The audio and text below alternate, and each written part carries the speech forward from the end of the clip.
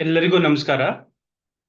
ವಿಧಿಪ್ರಜ್ಞಾ ಕರ್ನಾಟಕ ಕಾನೂನು ಸ್ವಯಂ ಸೇವಾ ಸಂಸ್ಥೆ ವತಿಯಿಂದ ಹೊಸ ಕ್ರಿಮಿನಲ್ ಕಾನೂನು ಕಾರ್ಯಾಗಾರಕ್ಕೆ ತಮಗೆ ಸ್ವಾಗತವನ್ನ ಕೋರ್ತಾ ಇವತ್ತಿನ ಒಂದು ವಿಷಯ ಬಗ್ಗೆ ಚರ್ಚೆಯನ್ನ ಮಾಡೋಣ. All cruelty springs up from weaknesses ಅಂತ. All cruelty springs up from weaknesses ಅಂತ. ಪ್ರತಿಯೊಂದು ಕ್ರೈಮು, ಪ್ರತಿಯೊಂದು ಅಪರಾಧ ಎಲ್ಲಿ ಶುರುವಾಗುತ್ತೆ ಅಂತಂದ್ರೆ, ಎಲ್ಲಿ ಬಲಹೀನತೆ ಇರುತ್ತೆ ಅಲ್ಲಿ ಅಪರಾಧಗಳ ಉಗಮ ಆಗುತ್ತೆ ಅಂತ. ನೋಡಿ, ಪ್ರತಿಯೊಂದು ಅಪರಾಧಗಳು, ಯಾವುದೇ ಕೊಲೆ ಆಗಿರ್ಬೋದು, ನೋಡಿ, ಇಟ್ ಈಸ್ ಫ್ರಮ್ 3 ಆಸ್ಪೆಕ್ಟ್ಸ್. ಒಂದು 3 ಆಸ್ಪೆಕ್ಟ್ಸ್ ನಿಟ್ಟಿನಲ್ಲಿ ಅಪರಾಧ ಅನ್ನೋದು ಶುರುವಾಗಿರುತ್ತೆ. ಯಾವುದು ಸರ್ ಅಂತ ಪ್ರಶ್ನೆಯನ್ನ ಕೇಳಿದ್ರೆ, ನೋಡಿ, ನಾವು ಯೂಶಲ್ ಆಗಿ ಹೇಳ್ತಿರ್ತಾರೆ, ನೋಡ್ರಿ, ಪ್ರತಿಯೊಂದು ಗಲಾಟೆ ಆಗೋದು, ಪ್ರತಿಯೊಂದು ಜಗಳ ಆಗೋದು 3 ವಿಚಾರಕ್ಕೆ: ಹೆಣ್ಣು, ಹೊನ್ನು, ಮಣ್ಣು ಅಂತ ಹೇಳಿ. ಹಂಗೆ ಕ್ರಿಮಿನಾಲಜಿಸ್ಟ್ ಹೇಳ್ತಾರೆ, murder takes place on 3 aspects: murder for sex, murder for gain, murder for revenge ಅಂತ ಹೇಳಿ. ಸೊ ಈ ನಿಟ್ಟಿನಲ್ಲಿ ತಮಗೆ ನಾನು ಕೆಲವೊಂದು ದುಷ್ಟಾಂತವನ್ನ ಹೇಳ್ತೀನಿ. ಆ ದುಷ್ಟಾಂತ ತಮಗೆ ಸಬ್ಜೆಕ್ಟ್ ಅಲ್ಲಿ ಇಂಟ್ರೆಸ್ಟ್ ಅನ್ನ ತಗೊಂಬರೋ ಅಂತ ಒಂದು ದುಷ್ಟಾಂತ. ನೋಡಿ, ಇಮ್ಯಾಜಿನ್ ಮಾಡ್ಕೊಳ್ಳಿ. ನೋಡಿ, ಹೀಗೆ ಒಂದ್ಸತಿ ಏನಾಗುತ್ತೆ, ಒಂದು ಊರಿನಲ್ಲಿ ಸುಮಾ ಅಂತ ಹೇಳಿ ಒಂದು ಹೆಣ್ಮಗಳು, ತುಂಬಾ ಸುಂದರವಾದಂತ ಹೆಣ್ಮಗಳಿರ್ತಾಳೆ. ಸುಮಾ ಅಂತ ಹೇಳಿ ತುಂಬಾ ಸುಂದರವಾಗಿರೋಂಥ ಹೆಣ್ಮಗಳು. ಎಷ್ಟು ಒಳ್ಳೆ ಆ ಹುಡುಗಿ ಅಂತಂದ್ರೆ, ಕೆಟ್ಟದ್ದು ಅನ್ನೋದು ಆಕೆಗೆ ಗೊತ್ತೇ ಇಲ್ಲ. ತುಂಬಾ ಸುಹೃದ್ರೂಪಿಯಾದಂತಹ ಹುಡುಗಿ ಆಕೆ. ಆಕೆಗೆ ಒಬ್ಳು ತಂಗಿ ಇರ್ತಾಳೆ, ಶಿಲ್ಪ ಅಂತ ಹೇಳಿ. ಸುಮಾ ಮತ್ತು ಶಿಲ್ಪ ತುಂಬಾ ಅನ್ಯೋನ್ಯತೆಯಿಂದ ಬೆಳೆದಿರ್ತಾರೆ. ಸೊ ಈ ನಿಟ್ಟಿನಲ್ಲಿ ಏನಾಗುತ್ತೆ ಅಂದ್ರೆ, ಸುಮಾ ಏನು ಇಬ್ರು ದೊಡ್ಡವರಾಗ್ತಾರೆ. ಸುಮಾ ಮತ್ತು ಶಿಲ್ಪ ಇಬ್ರು ದೊಡ್ಡವರಾಗ್ತಾರೆ, ದೊಡ್ಡವರಾಗಿ ಬೆಳೀತಾರೆ. ಸೊ ಸುಮಾ ಏನಾಗಿರ್ತಾಳೆ, ದೊಡ್ಡವಳಾಗಿರ್ತಾಳೆ, ಶಿಲ್ಪ ತಂಗಿಯಾಗಿರ್ತಾಳೆ. ಸೊ ಈ ನಿಟ್ಟಿನಲ್ಲಿ ಸುಮಾಗೆ ಮದ್ವೆ ಗೊತ್ತಾಗುತ್ತೆ. ಸುಮಾಗೆ ಮದ್ವೆ ಗೊತ್ತಾಯ್ತು. ಸುಮಾನ ನೋಡಕ್ಕೆ ಅಂತ ಬರೋಂತ ಗಂಡು ಒಬ್ಬರು ಸಾಫ್ಟ್ವೇರ್ ಇಂಜಿನಿಯರ್ ಆಗಿರ್ತಾನೆ. ಬಹಳ ಸುಹೃದ್ರೂಪಿಯಾದಂತಹ ಒಬ್ಬ ಯುವಕ ಆಗಿರ್ತಾನೆ, ವರ ಆಗಿರ್ತಾನೆ. ಸೊ ಈ ನಿಟ್ಟಿನಲ್ಲಿ ಪ್ರಾರಂಭದ ಹಂತದಲ್ಲಿ ಹುಡುಗಿಯನ್ನ ನೋಡಕ್ ಬಂದಂತ ಸಂದರ್ಭದಲ್ಲಿ ಸುಮಾಳನ್ನ ಅವನು ನೋಡ್ತಾನೆ. ಸುಮಾ ತುಂಬಾ ಇಷ್ಟ ಆಗ್ತಾಳೆ ಅವನಿಗೆ. ತದನಂತರ ಆ ಆ ಒಂದು ವಿಚಾರವನ್ನ ಅವ್ರ ಮನೆಯವ್ರಿಗೆ ತಿಳಿಸ್ತಾರೆ. ನೋಡಿ, ಏಕೋ ಏನೋ ಗೊತ್ತಿಲ್ಲ, ಆ ಹುಡುಗ ಶಿಲ್ಪನಿಗೂ ಇಷ್ಟ ಆಗ್ಬಿಡ್ತಾನೆ. ಆ ಹುಡುಗ ಶಿಲ್ಪ ತನ್ನ ತಂಗಿಗೂ ಇಷ್ಟ ಆಗ್ತಾನೆ. ಹುಡುಗ ಎಲ್ಲೋ ಒಂದ್ ಕಡೆ ಶಿಲ್ಪ ತನ್ನ ಅಕ್ಕನಿಗೆ ಇಷ್ಟು ಒಳ್ಳೆ ಸಂಬಂಧ ಸಿಕ್ಬಿಡ್ತಲ್ಲ, ನನಗಾದ್ರೂ ಸಿಗ್ಬಾರ್ದಿತ್ತೆ ಅಂತ ಎಲ್ಲೋ ಒಂದ್ ಕಡೆ ತನ್ನ ಅಕ್ಕನ ಮೇಲೆ ಒಂದು ಮತ್ಸರ ಶುರು ಆಗ್ಬಿಡುತ್ತೆ. ಸೊ ಈ ನಿಟ್ಟಿನಲ್ಲಿ ಎಲ್ಲೋ ಅದನ್ನ ಹೇಳ್ಕೊಳ್ಳೋದಿಲ್ಲ, ಸುಮ್ಮನಾಗ್ತಾಳೆ. ಅವತ್ತಿನ ದಿವಸ ರಿಸೆಪ್ಷನ್ ಆಯ್ತು. ರಿಸೆಪ್ಷನ್ ಆದ ನಂತರ ಏನು ರಿಸೆಪ್ಷನ್ ಮುಗಿಯುತ್ತೆ. ಆ ಸಂದರ್ಭದಲ್ಲಿ ಶಿಲ್ಪ ಹೇಗೋ ಆ ಹುಡುಗನ ನಂಬರನ್ನ ತಗೊಂಡ್ಬಿಡ್ತಾಳೆ.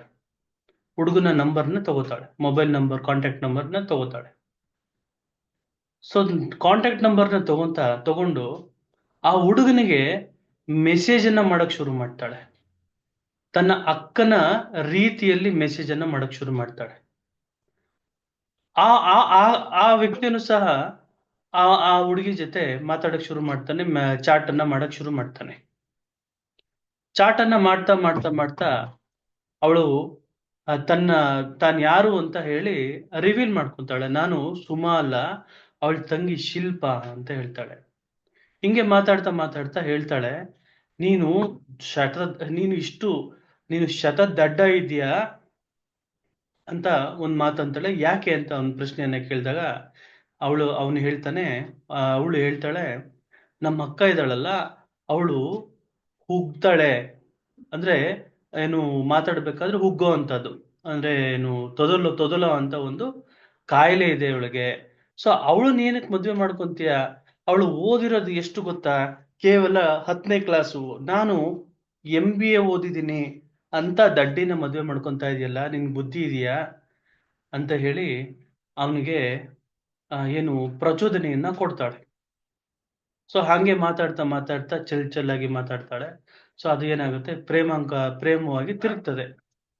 ಅಕ್ಕನ್ನ ನೋಡಕ್ಕೆ ಬಂದಂತಹ ಆ ಸಾಫ್ಟ್ವೇರ್ ಇಂಜಿನಿಯರು ತಂಗಿನ ಇಷ್ಟಪಡ್ತಾನೆ. ರಿಸೆಪ್ಷನ್ ಆಗೋಗಿರುತ್ತೆ. ಸೊ ತದನಂತರ ಅವ್ರ ಹುಡುಗಿ ಮನೆಗೆ ಬಂದು ತಿಳಿಸ್ತಾರೆ, ನಮ್ಗೆ ಏನು ಅಕ್ಕ ಇಷ್ಟ ಆಗಲ್ಲ, ಆ ಮದ್ವೆ ಮಾಡ್ಕೊಡೋದಾದ್ರೆ ತಂಗಿನ ಮದ್ವೆ ಮಾಡ್ಕೊಡಿ ಅಂತ ಒಂದು ಹೇಳ್ತಾರೆ. ಅಕ್ಕನಿಗೆ ಅವತ್ತಿನ ದಿವಸ ಏನು ಭೂಮಿ ಬಿರುಕು ಬಿಟ್ಕೊಂಡಂಗ ಆಗುತ್ತೆ. ಅಷ್ಟು ಕುಸ್ತೋಗ್ಬಿಡ್ತಾಳೆ ಆಕೆ. ಕುಸ್ತೋಗಿ ತುಂಬಾ ಬೇಜಾರಾಗ್ಬಿಡುತ್ತೆ ಅವಳಿಗೆ. ಕಣ್ಣಲ್ಲಿ ನೀರ್ ಹಾಕೊಂತಾಳೆ. ಕಣ್ಣಲ್ಲಿ ನೀರ್ ಹಾಕೊಂಡು, ಆಯ್ತು ನನ್ ತಂಗಿನಾದ್ರೂ ಮದ್ವೆ ಮಾಡ್ಕೋತಾ ಇದ್ದಾನಲ್ಲ ಅಂತ ಹೇಳಿ ಎಲ್ಲೋ ಒಂದ್ ಕಡೆ ಆ ತಂಗಿಗೂ ಆ ದುಃಖನ ಹೇಳ್ಕೊಳಲ್ಲ. ಆಯ್ತು, ನೀನಾದ್ರೂ ಚೆನ್ನಾಗಿರು ಅಂತ ಹೇಳಿ ಆಕೆಯ ಏನು ಏನು ಬೆನ್ನಿಗೆ ಒಂದು ಒಂದು ಕೈಯನ್ನ ಇಟ್ಟಿ ಸವರಿ ಹೊರಟೋಗ್ತಾಳೆ, ಕಣ್ಣು ಒರೆಸ್ಕೊಂಡು ಹೊರಟೋಗ್ತಾಳೆ. ಸೊ ಮದುವೆ ಫಿಕ್ಸ್ ಆಗುತ್ತೆ. ತದನಂತರ ಮದುವೆ ಇನ್ನೇನು ತಾಳಿಯನ್ನ ಕಟ್ಟುವಂತ ಸಂದರ್ಭ. ಆ ಸಂದರ್ಭದಲ್ಲಿ ಹುಡುಗಿಯ ಮನೆಯವರು ಆ ಎಲ್ಲ ಬಂದಿರ್ತಾರಲ್ಲ, ಗಂಡಿನ ಕಡೆಯವ್ರು ಬಂದಿರ್ತಾರಲ್ಲ, ಅವ್ರೆಲ್ಲರಿಗೂ ಒಂದು ಬಾದಾಮ್ ಹಾಲನ್ನ ಕೊಡ್ತಾ ಇರ್ತಾರೆ. ಆ ಬಾದಾಮ್ ಹಾಲು ಕೊಡುವಂತ ಸಂದರ್ಭದಲ್ಲಿ ಎಲ್ಲರೂ ಆ ಬಾದಾಮ್ ಹಾಲನ್ನ ಕುಡಿತಾರೆ. ಕುಡಿದು 10 ನಿಮಿಷ ಆಗುತ್ತೆ. ಗಂಡಿನ ಮನೆಯವ್ರು ಒಬ್ಬ ಜೋರಾಗಿ ಕಿರ್ಚುತ್ತಾನೆ. ಅಯ್ಯೋ ಹೊಟ್ಟೆ ನೋವು ಅಂತ ಕಿರ್ಚುತ್ತಾನೆ. ಹಾಗೆ ಇನ್ನಿಬ್ರು ಕಿರ್ಚಕ್ ಶುರು ಮಾಡ್ತಾರೆ. ಹಾಗೆ 10 ಜನಕ್ಕೆ ಅವತ್ತಿನ ದಿವಸ ಹೊಟ್ಟೆ ನೋವು ಬಂದ್ಬಿಡುತ್ತೆ. ಅತಿಯಾದಂತ ಹೊಟ್ಟೆ ನೋವು ಶುರು ಆಗುತ್ತೆ. ಆ ಹೊಟ್ಟೆ ನೋವು ಆ ವ್ಯಕ್ತಿಗಳು ಮರಣ ಹೊಂದೋದಕ್ಕೆ ಕಾರಣ ಆಗುತ್ತೆ. ಅವತ್ತಿನ ದಿವಸ ಏನೋ ಆಗಿದೆ ಅಂತ ಹೇಳಿ ಆ ಮದ್ವೆ ನಿಂತು ಹೋಗ್ಬಿಡುತ್ತೆ. ಸೊ ಅದು ಪೊಲೀಸ್ ಕಂಪ್ಲೇಂಟು ಆಗುತ್ತೆ ಆ ಒಂದು ನಿಟ್ಟಿನಲ್ಲಿ. ಪೊಲೀಸ್ನವರು ತನಿಖೆ ಮಾಡಕ್ಕೆ ಆ ಕೇಸನ್ನ ತಗೋತಾರೆ. ಪೊಲೀಸ್ನವ್ರಿಗೆ ಎಲ್ಲೋ ಒಂದ್ ಕಡೆ ಸೂಕ್ಷ್ಮ ಅರ್ಥ ಆಗುತ್ತೆ. ಏನು ಅಂತಂದ್ರೆ, ಆ, ಈ ಒಂದು ಸಂಬಂಧ ಏನಿತ್ತಲ್ಲ, ಈ ಸಂಬಂಧ ಮೊದಲು ಅಕ್ಕನಿಗೆ ಬಂದಿತ್ತು ಅನ್ನೋದು ಪೊಲೀಸ್ನವ್ರಿಗೆ ಗೊತ್ತಾಗ್ಬಿಡ್ತು. ಪೊಲೀಸ್ನವರು ಅಕ್ಕನ ಬಗ್ಗೆ ಸೀಕ್ರೆಟ್ ಆಗಿ ಆ ಅಬ್ಸರ್ವೇಷನ್ ಅನ್ನ ಮಾಡಕ್ ಶುರು ಮಾಡ್ತಾರೆ. ಅಬ್ಸರ್ವೇಷನ್ ಅನ್ನ ಮಾಡಕ್ ಶುರು ಮಾಡಿದಾಗ ಅವ್ರಿಗೆ ಪೊಲೀಸ್ನವರು ಶಾಕ್ ಆಗ್ತಾರೆ. ಯಾಕೆ ಅಂತಂದ್ರೆ, ಅಕ್ಕ ಹಿಂದಿನ ದಿನ ಒಂದು ಗೊಬ್ಬರದ ಅಂಗಡಿಗೆ ಹೋಗಿ ಆ ಗೊಬ್ಬರದ ಅಂಗಡಿಯಲ್ಲಿ ವಿಷವನ್ನ ತಗೊಂಡು ಬಂದಿರ್ತಾಳೆ. ಅದು CCTVಯಲ್ಲಿ ಕ್ಯಾಪ್ಚರ್ ಆಗಿರುತ್ತೆ. ಈ ನಿಟ್ಟಿನಲ್ಲಿ ಅಕ್ಕನ್ನ ಅರೆಸ್ಟ್ ಅನ್ನ ಮಾಡ್ತಾರೆ. ಅಕ್ಕನ್ನ ಕೇಳ್ತಾರೆ, ಯಾಕೆ ಹಿಂಗ್ ಮಾಡ್ದೆ ಅಂತ. ಅಕ್ಕ ಹೇಳ್ತಾಳೆ, ಗದ್ಗದಿತವಾದಂತಹ ಒಂದು ಆಮ್, ಧ್ವನಿಲಿ ಹೇಳ್ತಾಳೆ, ನಾನು ಯಾವುದಕ್ಕೂ ಬೇಜಾರು ಮಾಡ್ಕೊಂಡಿರ್ಲಿಲ್ಲ. ಆದ್ರೆ ನನ್ನ ಬಗ್ಗೆ ನಾನು ಎಷ್ಟು ಇವಳನ್ನ ಪ್ರೀತಿಸ್ತಿದ್ದೆ, ಎಷ್ಟು ಇವಳ ಮೇಲೆ ಅಕ್ಕರೆ ಇತ್ತು, ತಾಯಿ ಎಷ್ಟು ಪ್ರೀತಿ ಮಾಡ್ತಾಳೋ ಅಷ್ಟೇ ಪ್ರೀತಿಯನ್ನ ಇವಳಿಗೆ ನಾನು ಧಾರೆ ಎರೆದಿದ್ದೆ. ಈ ನಿಟ್ಟಿನಲ್ಲಿ ಆಕೆ ನನ್ನ ಬಗ್ಗೆ ಇಲ್ಲ ಸಲ್ಲದ ಚಾಡಿಗಳನ್ನ ಹೇಳಿದಾಳೆ ಆ ಆ ಒಂದು ವ್ಯಕ್ತಿಗೆ, ಗಂಡಿಗೆ. ಹಂಗಾಗಿ ನನಗೆ ತುಂಬಾ ಬೇಜಾರಾಯ್ತು. ಹಂಗಾಗಿ ಕೆಲಸ ಮಾಡಿದೆ ಅಂತ ಆಕೆ ಹೇಳ್ತಾಳೆ. ಅಲ್ಲಿ ಆವತ್ತು ಅವಳು ಅರೆಸ್ಟ್ ಆದ್ಲು. ಅರೆಸ್ಟ್ ಆಗಿ ಪೊಲೀಸ್ನವ್ರು ಕರ್ಕೊಂಡು ಹೋದ್ರು. ಅದೊಂದು ಕೇಸ್ ಆಯ್ತು. ನೋಡಿ, ಇನ್ನೊಂದು ದುಷ್ಟಾಂತವನ್ನ ಹೇಳ್ತೀನಿ ನಾನು. ಸ್ವಾತಿ ಅನ್ನೋ ಹೆಣ್ಮಗಳಿರ್ತಾಳೆ. ಸ್ವಾತಿ ತನ್ನ ತಂದೆ ತಾಯಿಗೆ ಒಬ್ಳೇ ಮಗಳು. ತುಂಬಾ ಚೆನ್ನಾಗಿ ಸಾಕಿರ್ತಾರೆ ಅವಳನ್ನ. ಅವಳು ಒಬ್ಳೆ, ಅವಳಿಗೆ ಕೇಳ್ದಾಗಲ್ಲ ಅವಳು ಏನ್ ಕೇಳ್ತಾಳೋ ಅದನ್ನ ಕೊಡ್ಸೋವಂಥದ್ದು ಎಲ್ಲವೂ ಮಾಡಿರ್ತಾರೆ. ಸೊ ಈ ನಿಟ್ಟಿನಲ್ಲಿ ಆಕೆ ಪಿ ಯು ಸಿ ಓದ್ತಾ ಇರ್ತಾಳೆ. ಪಿ ಯು ಸಿ ಓದ್ತಾ ಇರುವಂತ ಸಂದರ್ಭದಲ್ಲಿ ಹದಿಹರಿಯದ ಒಂದು ಪ್ರಾಯ ಇರ್ತದೆ. ಸೊ ಈ ನಿಟ್ಟಿನಲ್ಲಿ ಅವಳು ಒಬ್ಬ ಹುಡುಗನ್ನ ಪ್ರೀತಿ ಮಾಡಕ್ ಶುರು ಮಾಡ್ತಾಳೆ. ಆ ವಿಚಾರ ತನ್ನ ತಂದೆ ಗೊತ್ತಾಗುತ್ತೆ. ತಂದೆ ಗೊತ್ತಾದಂತ ಸಂದರ್ಭದಲ್ಲಿ ತಂದೆ ಆಕೆಯನ್ನ ಕೂಡಾಕ್ತಾನೆ. ತುಂಬಾ ವಿಪರೀತವಾಗಿ ಹೊಡೆದು ಬಿಡ್ತಾನೆ. ಅವಳಿಗೆ ಅವತ್ತಿನ ದಿವಸ ಬಹಳ ಕೋಪ ಬರುತ್ತೆ. ಅಳ್ತಾಳೆ. ಆಮೇಲೆ ಸಮಾಧಾನ ಆಗ್ತಾಳೆ. ಆಮೇಲೆ ಸ್ವಲ್ಪ ದಿನ ಆದ್ಮೇಲೆ ತನ್ನ ತಂದೆಗೆ ಹತ್ರ ಬಂದು ಒಂದ್ ವಿಷಯ ಹೇಳ್ತಾಳೆ.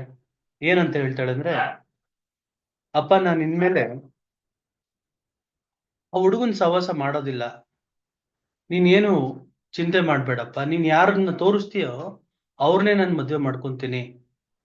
ನೀನು ನಿಶ್ಚಿಂತೆಯಿಂದ ಇರು ಅಂತ ತನ್ನ ತಂದೆಗೆ ಹೇಳ್ತಾಳೆ.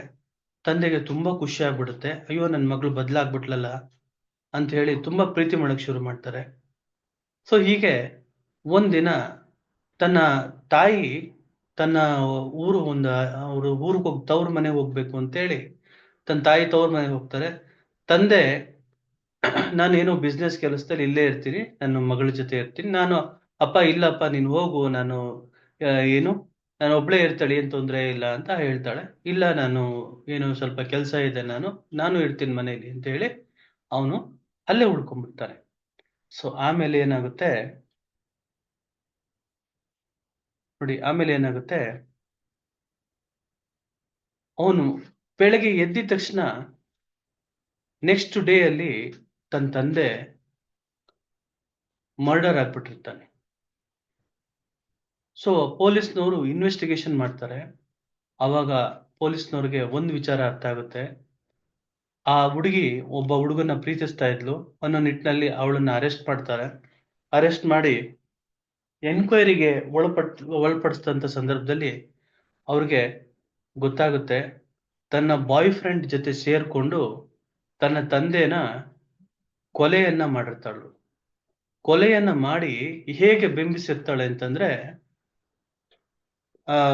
ಮೊದಲು ಕೊಲೆಯನ್ನ ಮಾಡಿ ಬಾತ್ರೂಮ್ಗೆ ಆ ತಂದೆಯ ಶವವನ್ನ ಎಳ್ಕೊಂಡು ಹೋಗಿ ಅಲ್ಲಿ ಎಲೆಕ್ಟ್ರಿಕ್ ಶಾಕ್ ಆಗಿ ಮೃತಪಟ್ಟಿರೋ ರೀತಿಯಲ್ಲಿ ಅದನ್ನ ಏನು ಒಂದು ಸೀನನ್ನ ಕ್ರಿಯೇಟ್ ಮಾಡಿ ಅಲ್ಲಿ ಜಾಸ್ತಿ ಹೊಗೆ ಬರೋ ತರ ಒಂದು ಏನು ಎಲೆಕ್ಟ್ರಿಕ್ ಶಾಕ್ ಆಗಿ ಎಲೆಕ್ಟ್ರಿಕ್ ಬರ್ಸ್ಟ್ ಆಗಿರೋ ರೀತಿಲಿ ಅದನ್ನ ಬಿಂಬಿಸಿರ್ತಾಳೆ. ಸೊ ಅದು ವಿಷಯ ಗೊತ್ತಾಗುತ್ತೆ, ಆಕೆ ಅರೆಸ್ಟ್ ಆಗ್ತಾಳೆ. ನೋಡಿ, ಈ ಎಲ್ಲಾ ವಿಚಾರನ್ನ ನಾನು ಯಾಕೆ ಹೇಳ್ತಾ ಇದ್ದೀನಿ ಅಂತಂದ್ರೆ, ಪ್ರತಿಯೊಂದು ಅಪರಾಧಗಳು ಸಹ ಅಥವಾ ಪ್ರತಿಯೊಂದು ಪ್ರಕರಣನೂ ಸಹ ಒಂದು ಕಥೆಯ ರೂಪದಲ್ಲಿ ಇರುತ್ತೆ. ನೀವು ಯಾವುದೇ ಪ್ರಕರಣ ತಗೊಳ್ಳಿ, ಅದು ಒಂದು ಕಥೆನೆ. ಆ ಕತೆ ನಿಟ್ಟಿನಲ್ಲಿ ಯಾರು ಅದನ್ನ ಅಪರಾಧವನ್ನ ಮಾಡಿದ್ರು ಅಂತ ಹೇಳಿ ಅಲ್ಲಿ ಒಂದು ತನಿಖೆ ಆಗಿರುತ್ತೆ, ಅಲ್ಲೊಂದು ವಿಚಾರಣೆ ಆಗಿರುತ್ತೆ. ನೋಡಿ, ಅಲ್ಲೊಂದು ತನಿಖೆ ಆಗಿರುತ್ತೆ, ಅಲ್ಲೊಂದು ವಿಚಾರಣೆ ಆಗಿರುತ್ತೆ, ಟ್ರಯಲ್ ಆಗಿರುತ್ತೆ. ಈ ವ್ಯಕ್ತಿನೇ ಅಪರಾಧವನ್ನ ಮಾಡಿದಾನೆ,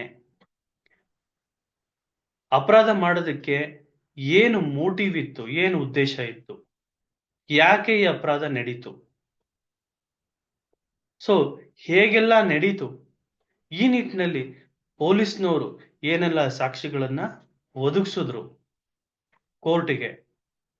ತದನಂತರ ಆ ಆರೋಪಿ ಏನಿದ್ದಾನೆ ಅವನಿಗೆ ಒಂದು ಅವಕಾಶವನ್ನ ಕೊಡ್ಲಾಯ್ತು. ಆ ಆರೋಪಿ ಏನ್ ತನ್ನ ತಪ್ಪು ಮಾಡಿಲ್ಲ ಅಂತೇಳಿ ಅವನು ಏನು ಅವನ ಪರವಾಗಿ ಏನು ಸಾಕ್ಷಿಗಳನ್ನ ಕೊಟ್ಟ. ಆ ನಿಟ್ಟಿನಲ್ಲಿ ನ್ಯಾಯಾಲಯ ಯಾವ ಒಂದು ಕಾನೂನಿನ ಅಡಿಯಲ್ಲಿ, ಕಾನೂನಿನ ಪ್ರಪೋಸಿಷನ್ ಬಗ್ಗೆ ನಾನು ಮಾತಾಡಿದ್ದೆ ಮುಂಚೆ, ಆ ಒಂದು ಕಾನೂನಿನ ತತ್ವದ ಅಡಿಯಲ್ಲಿ ಅವನಿಗೆ ಶಿಕ್ಷೆಯನ್ನ ವಿಧಿಸಲಾಯಿತು ಅನ್ನೋ ನಿಟ್ಟಿನಲ್ಲಿ ಪ್ರತಿಯೊಂದು ಪ್ರಕರಣವೂ ಒಂದು ಕತೆ. ಪ್ರತಿಯೊಂದು ಪ್ರಕರಣ, ಪ್ರತಿಯೊಂದು ಅಪರಾಧವೂ ಒಂದು ಕತೆ. ಆ ಕಥೆಯನ್ನ ನ್ಯಾಯಾಲಯವು ತೀರ್ಪಿನಲ್ಲಿ ಉಲ್ಲೇಖಿಸಿರುತ್ತೆ. Brief facts of the case, the case follows as ಅಂತ ಶುರು ಮಾಡ್ತಾರೆ. ವಾಟ್ ಈಸ್ ದ ಕಂಪ್ಲೇಂಟ್ ಅಂತ ಶುರು ಮಾಡ್ತಾರೆ. ವಾಟ್ ಈಸ್ ದಿ ನೋಡು, after filing the charge sheet, what are the evidences produced by the prosecution? After prosecution evidences, what are the evidences led by the accused? Thereafter, the arguments, and thereafter, the pronouncement of the judgment. So, where if the guilt is being proved, then there is a conviction. If guilt is not proved, then there will be an acquittal. Even after conviction, the sentence will be imposed. Upon sentence, hearing will take place. Hearing on sentence will take place, and the convicted person will be sent to jail. And thereafter, what are the other remedies available for an accused person? ಅಲ್ಲಿಗೆ ಮುಗ್ದೋಯ್ತಾ sir ಅಂತ ಪ್ರಶ್ನೆ ಕೇಳಿದ್ರೆ, ಜೈಲಿಗೆ ಕಳಿಸಿದ ತಕ್ಷಣ ಮುಗ್ದೋಯ್ತಾ sir ಅಂತಂದ್ರೆ, ಜೈಲಿಗೆ ಕಳಿಸಿದ ಮೇಲೂ ಸಹ ಆ ವ್ಯಕ್ತಿಗೆ ಕಾನೂನಿನ ಅಡಿಯಲ್ಲಿ ಹಕ್ಕುಗಳಿದಾವೆ. ಕಾನೂನಿನ ಅಡಿಯಲ್ಲಿ ಏನು ಅವನಿಗೆ ಕೆಲವೊಂದು ಸವಲತ್ತುಗಳು ಕಾನೂನು ಕೊಟ್ಟಿದೆ. ಅಪೀಲ್ಗೆ ಹೋಗುವಂತ ಒಂದು ಸವಲತ್ತು, ಪ್ರಿವಿಲೇಜ್ ಕೊಟ್ಟಿದೆ. ಆ ಒಂದು ಜಡ್ಜ್ಮೆಂಟ್ ಅನ್ನ ಅವನು ಚಾಲೆಂಜ್ ಮಾಡ್ಬೋದು, ಹೈಕೋರ್ಟ್ ಅಲ್ಲಿ ಚಾಲೆಂಜ್ ಮಾಡ್ಬೋದು, ಅಲ್ಲಾಗ್ಲಿಲ್ಲ ಸುಪ್ರೀಂ ಕೋರ್ಟ್ ಅಲ್ಲಿ ಚಾಲೆಂಜ್ ಮಾಡ್ಬೋದು. ಮಧ್ಯದಲ್ಲಿ ಏನಾದ್ರು ರಿಲೇಟಿವ್ಸ್ ಯಾರನ್ನ ತೀರೋದಂತ ಸಂದರ್ಭದಲ್ಲಿ ಅವ್ರನ್ನ ಇಮಿಡಿಯೇಟ್ ಆಗಿ ನೋಡ್ಬೇಕು ಅಂದ್ರೆ ಪೆರೋಲ್ ಮೇಲೆ ಹೊರಗಡೆ ಬರ್ಬೋದು. ಸೊ ಈ ನಿಟ್ಟಿನಲ್ಲಿ ನೋಡಿ, ನಾನು ತಮ್ಗೆ ಏನ್ ತಿಳಿಸಕ್ಕೆ ಬಯಸ್ತೀನಿ ಅಂತಂದ್ರೆ, ಯಾವುದೇ ಕ್ರಿಮಿನಲ್ ಪ್ರಕರಣಗಳಲ್ಲಿ ತಾವು ಕೇಳಿರ್ಬೋದು, ಏನ್ರಿ ಕೋರ್ಟ್ ಕೇಸ್ಗಳು ಒಂದ್ಸತಿ ಒಬ್ಬನ ಮೇಲೆ ಒಂದು FIR ಆಯ್ತು, ಒಂದು ಕಂಪ್ಲೇಂಟ್ ರಿಜಿಸ್ಟರ್ ಆಯ್ತು ಅಂತಂದ್ರೆ ಅಲ್ಲಿಗೆ ಅವ್ನು ಸತ್ತ ಕಣ್ರಿ, ಸುಮಾರು ವರ್ಷಗಳು ಹಿಡಿಯುತ್ತೆ ಕಣ್ರಿ ಕೋರ್ಟ್ ಕೇಸು. ಯಾಕೆ ಹಿಡಿಯುತ್ತೆ? ಅದನ್ನ ಬೇಗ ತೀರ್ಮಾನ ಮಾಡ್ಬಿಟ್ಟು ಅದ್ರ ಬಗ್ಗೆ ಏನು ಒಂದು ತೀರ್ಪನ್ನ ಕೊಟ್ಬಿಡ್ಬೋದಲ್ಲ, ಯಾಕೆ ಇಷ್ಟು ವರ್ಷ ತಗೋತಾರೆ ಅಂತ ಪ್ರಶ್ನೆ ಜನಸಾಮಾನ್ಯರಲ್ಲಿ ಇರುತ್ತೆ. ಯಾಕೆ ಎಷ್ಟು ವರ್ಷಗಳು ತಗೋತಾರಲ್ಲ, ಏನಿದು, ಯಾಕೆ ಈ ಕೋರ್ಟ್ ಕೇಸ್ಗಳು ಏನು ಬೇಗ ಬೇಗ ಮುಗಿಯಕ್ ಸಾಧ್ಯನೇ ಇಲ್ವಾ ಅನ್ನೋದೆಲ್ಲವೂ ಇರ್ತದೆ. ಸೊ ಈ ನಿಟ್ಟಿನಲ್ಲಿ ಜನಸಾಮಾನ್ಯರಿಗೆ ಅರ್ಥ ಮಾಡಿಸೋ ನಿಟ್ಟಿನಲ್ಲಿ ಇವತ್ತಿನ ಒಂದು ತರಗತಿ ಇರ್ತದೆ. ನೋಡಿ, ಕ್ರಿಮಿನಲ್ ಪ್ರಕರಣದಲ್ಲಿ ಒಟ್ಟು 27 ಸ್ಟೇಜಸ್ ಇರುತ್ತೆ. 27 ಸ್ಟೇಜಸ್, 27 ಹಂತಗಳನ್ನ ದಾಟ್ಕೊಂಡು ಹೋಗ್ಬೇಕು. ಯಾವುದೇ ಕ್ರಿಮಿನಲ್ ಪ್ರಕರಣಗಳಲ್ಲಿ 27 ಹಂತಗಳು ಇರ್ತದೆ. 27 ಹಂತಗಳು. ಯಾವ್ದು ಸರ್ 27 ಹಂತಗಳು? ಯಾಕೆ ಅದು 27 ಹಂತಗಳು ಬೇಕು ಅಂತಂದ್ರೆ, ಕ್ರಿಮಿನಲ್ ಕಾನೂನಿನ ಅಡಿಯಲ್ಲಿ ಒಂದು ತತ್ವ ಏನು ಅಂತಂದ್ರೆ, 100 ಜನ ನಿರಪರಾಧಿಗೆ ಶಿಕ್ಷಾ ಆಗ್ಲಿಲ್ಲ ಅಂದ್ರೂ ಪರವಾಗಿಲ್ಲ, ಒಬ್ಬ 100 ಅಪರಾಧಿಗಳಿಗೆ ಶಿಕ್ಷೆ ಆಗ್ಲಿಲ್ಲ ಅಂದ್ರೂ ಪರವಾಗಿಲ್ಲ, ಒಬ್ಬ ನಿರಪರಾಧಿಗೆ ಶಿಕ್ಷೆ ಆಗ್ಬಾರ್ದು ಅನ್ನೋದು ಕಾನೂನಿನ ತತ್ವ. ಹಾಗಾಗಿ ನೋಡಿ, ನಮ್ಗೆ ಎಷ್ಟೋ ಕೆಲವು ಸಲ ಏನಾಗುತ್ತೆ ಅಂತಂದ್ರೆ, ಏನು ಅಂತ ನೋಡಿ, ಕಾನೂನು ಸರಿಸುಮಾರು 100% ಅಲ್ಲಿ ಜನಸಾಮಾನ್ಯರಲ್ಲಿ ಒಂದು 30% ಕಾನೂನು ಅರಿವು ಇರ್ಬೋದು ಅಷ್ಟೇ. ಇನ್ನು 70% ಜನಸಾಮಾನ್ಯರಲ್ಲಿ ಕಾನೂನು ಅರಿವು ಇರೋದಿಲ್ಲ. ಹಾಗಾಗಿ ಎಲ್ಲೋ ಒಂದ್ ಕಡೆ ತನ್ನ ಮೇಲೆ ಕೇಸ್ ಆದಂತ ಸಂದರ್ಭದಲ್ಲಿ, ಇದು ನನ್ ಕೇಸು, ಇದು ನನ್ ಜೀವನ, ಇದು ನನ್ ಜೀವ, ಅಲ್ಲಿ ಯಾರೋ ಒಬ್ಬ ವಕೀಲರು ಏನೋ ಇಂಗ್ಲಿಷ್ ನಲ್ಲಿ ಮಾತಾಡ್ತಾ ಇದ್ದಾರೆ, ಇನ್ನೊಬ್ಬ ವಕೀಲರು ಇಂಗ್ಲಿಷಲ್ಲಿ ಮಾತಾಡ್ತಾ ಇದ್ದಾರೆ, ಅವ್ರು ಇಂಗ್ಲಿಷಲ್ಲಿ ಮಾತಾಡ್ತಾ ಇದ್ದಾರೆ, ನನ್ನ ಬಗ್ಗೆ ಮಾತಾಡ್ತಾ ಇದ್ದಾರೆ, ನನ್ನ ಕೇಸಿನ ಬಗ್ಗೆ ಮಾತಾಡ್ತಾ ಇದ್ದಾರೆ, ನನ್ನ ಜೀವನದ ಬಗ್ಗೆ ಮಾತಾಡ್ತಾ ಇದ್ದಾರೆ. ನನ್ಗೆ ಏನು ತಿಳಿತಾ ಇಲ್ವಲ್ಲ ಅನ್ನೋ ಗಾಬರಿಲಿ ಇರ್ತಾನೆ. ನನ್ನ ಜೀವನ ಅದು. ನನ್ನ ಜೀವನ ಇಟ್ಕೊಂಡು ಇವ್ರಿಗೆ ಏನೋ ಇಂಗ್ಲಿಷಲ್ಲಿ ಮಾತಾಡ್ತಾ ಇದ್ದಾರಲ್ಲಪ್ಪ, ಏನೋ ಹೇಳ್ತಾ ಇದ್ದಾರಲ್ಲ. ಸೊ ಅಂತ ಹೇಳಿ ಮನುಷ್ಯ ಅಥವಾ ಆರೋಪಿಗಳು ಅಥವಾ ಕೇಸಿಗೆ ಸಿಲುಕಿರುವಂತ ವ್ಯಕ್ತಿಗಳು ತತ್ತರಿಸಿ ಹೋಗ್ಬಿಡ್ತಾರೆ. ಸೊ ಈ ನಿಟ್ಟಿನಲ್ಲಿ ಕಾನೂನು ತಿಳಿಯೋದು ಬಹಳ ಇಂಪಾರ್ಟೆಂಟ್ ಆಗುತ್ತೆ. ನೋಡಿ, ನಾನು ತಮ್ಮನ್ನ ಪ್ರಾರಂಭದ ಹಂತದಲ್ಲಿ ಕರ್ಕೊಂಡು ಹೋಗ್ತೀನಿ. ಪ್ರಾರಂಭದ ಹಂತದಿಂದ ಹಿಡಿದು ಕನ್ವಿಕ್ಷನ್ ಆಗೋವರೆಗೂ, ಕನ್ವಿಕ್ಷನ್ ನಂತರ ಅಪೀಲ್ ಸ್ಟೇಜ್ವರೆಗೂ ಸಹ ಏನೆಲ್ಲ ಸ್ಟೇಜ್ ಅಂಶಗಳು ಜನಸಾಮಾನ್ಯರಿಗೆ ಗೊತ್ತಿರಬೇಕು ಅಂತ ನಿಟ್ಟಿನಲ್ಲಿ, ತದನಂತರ ನಾನು ಈ ಏನು ಹೊಸ ಕಾನೂನು ಏನಿದೆ ಆ ಹೊಸ ಕಾನೂನಲ್ಲಿ ಏನು ಮಾರ್ಪಾಡನ್ನ ಮಾಡಿದ್ದಾರೆ ಅನ್ನೋ ಬಗ್ಗೆ ತಮಗೆ ತಿಳಿಸ್ತಾ ಹೋಗ್ತೀನಿ. 1 by 1 ತಿಳಿಸ್ತಾ ಹೋಗ್ತೀನಿ.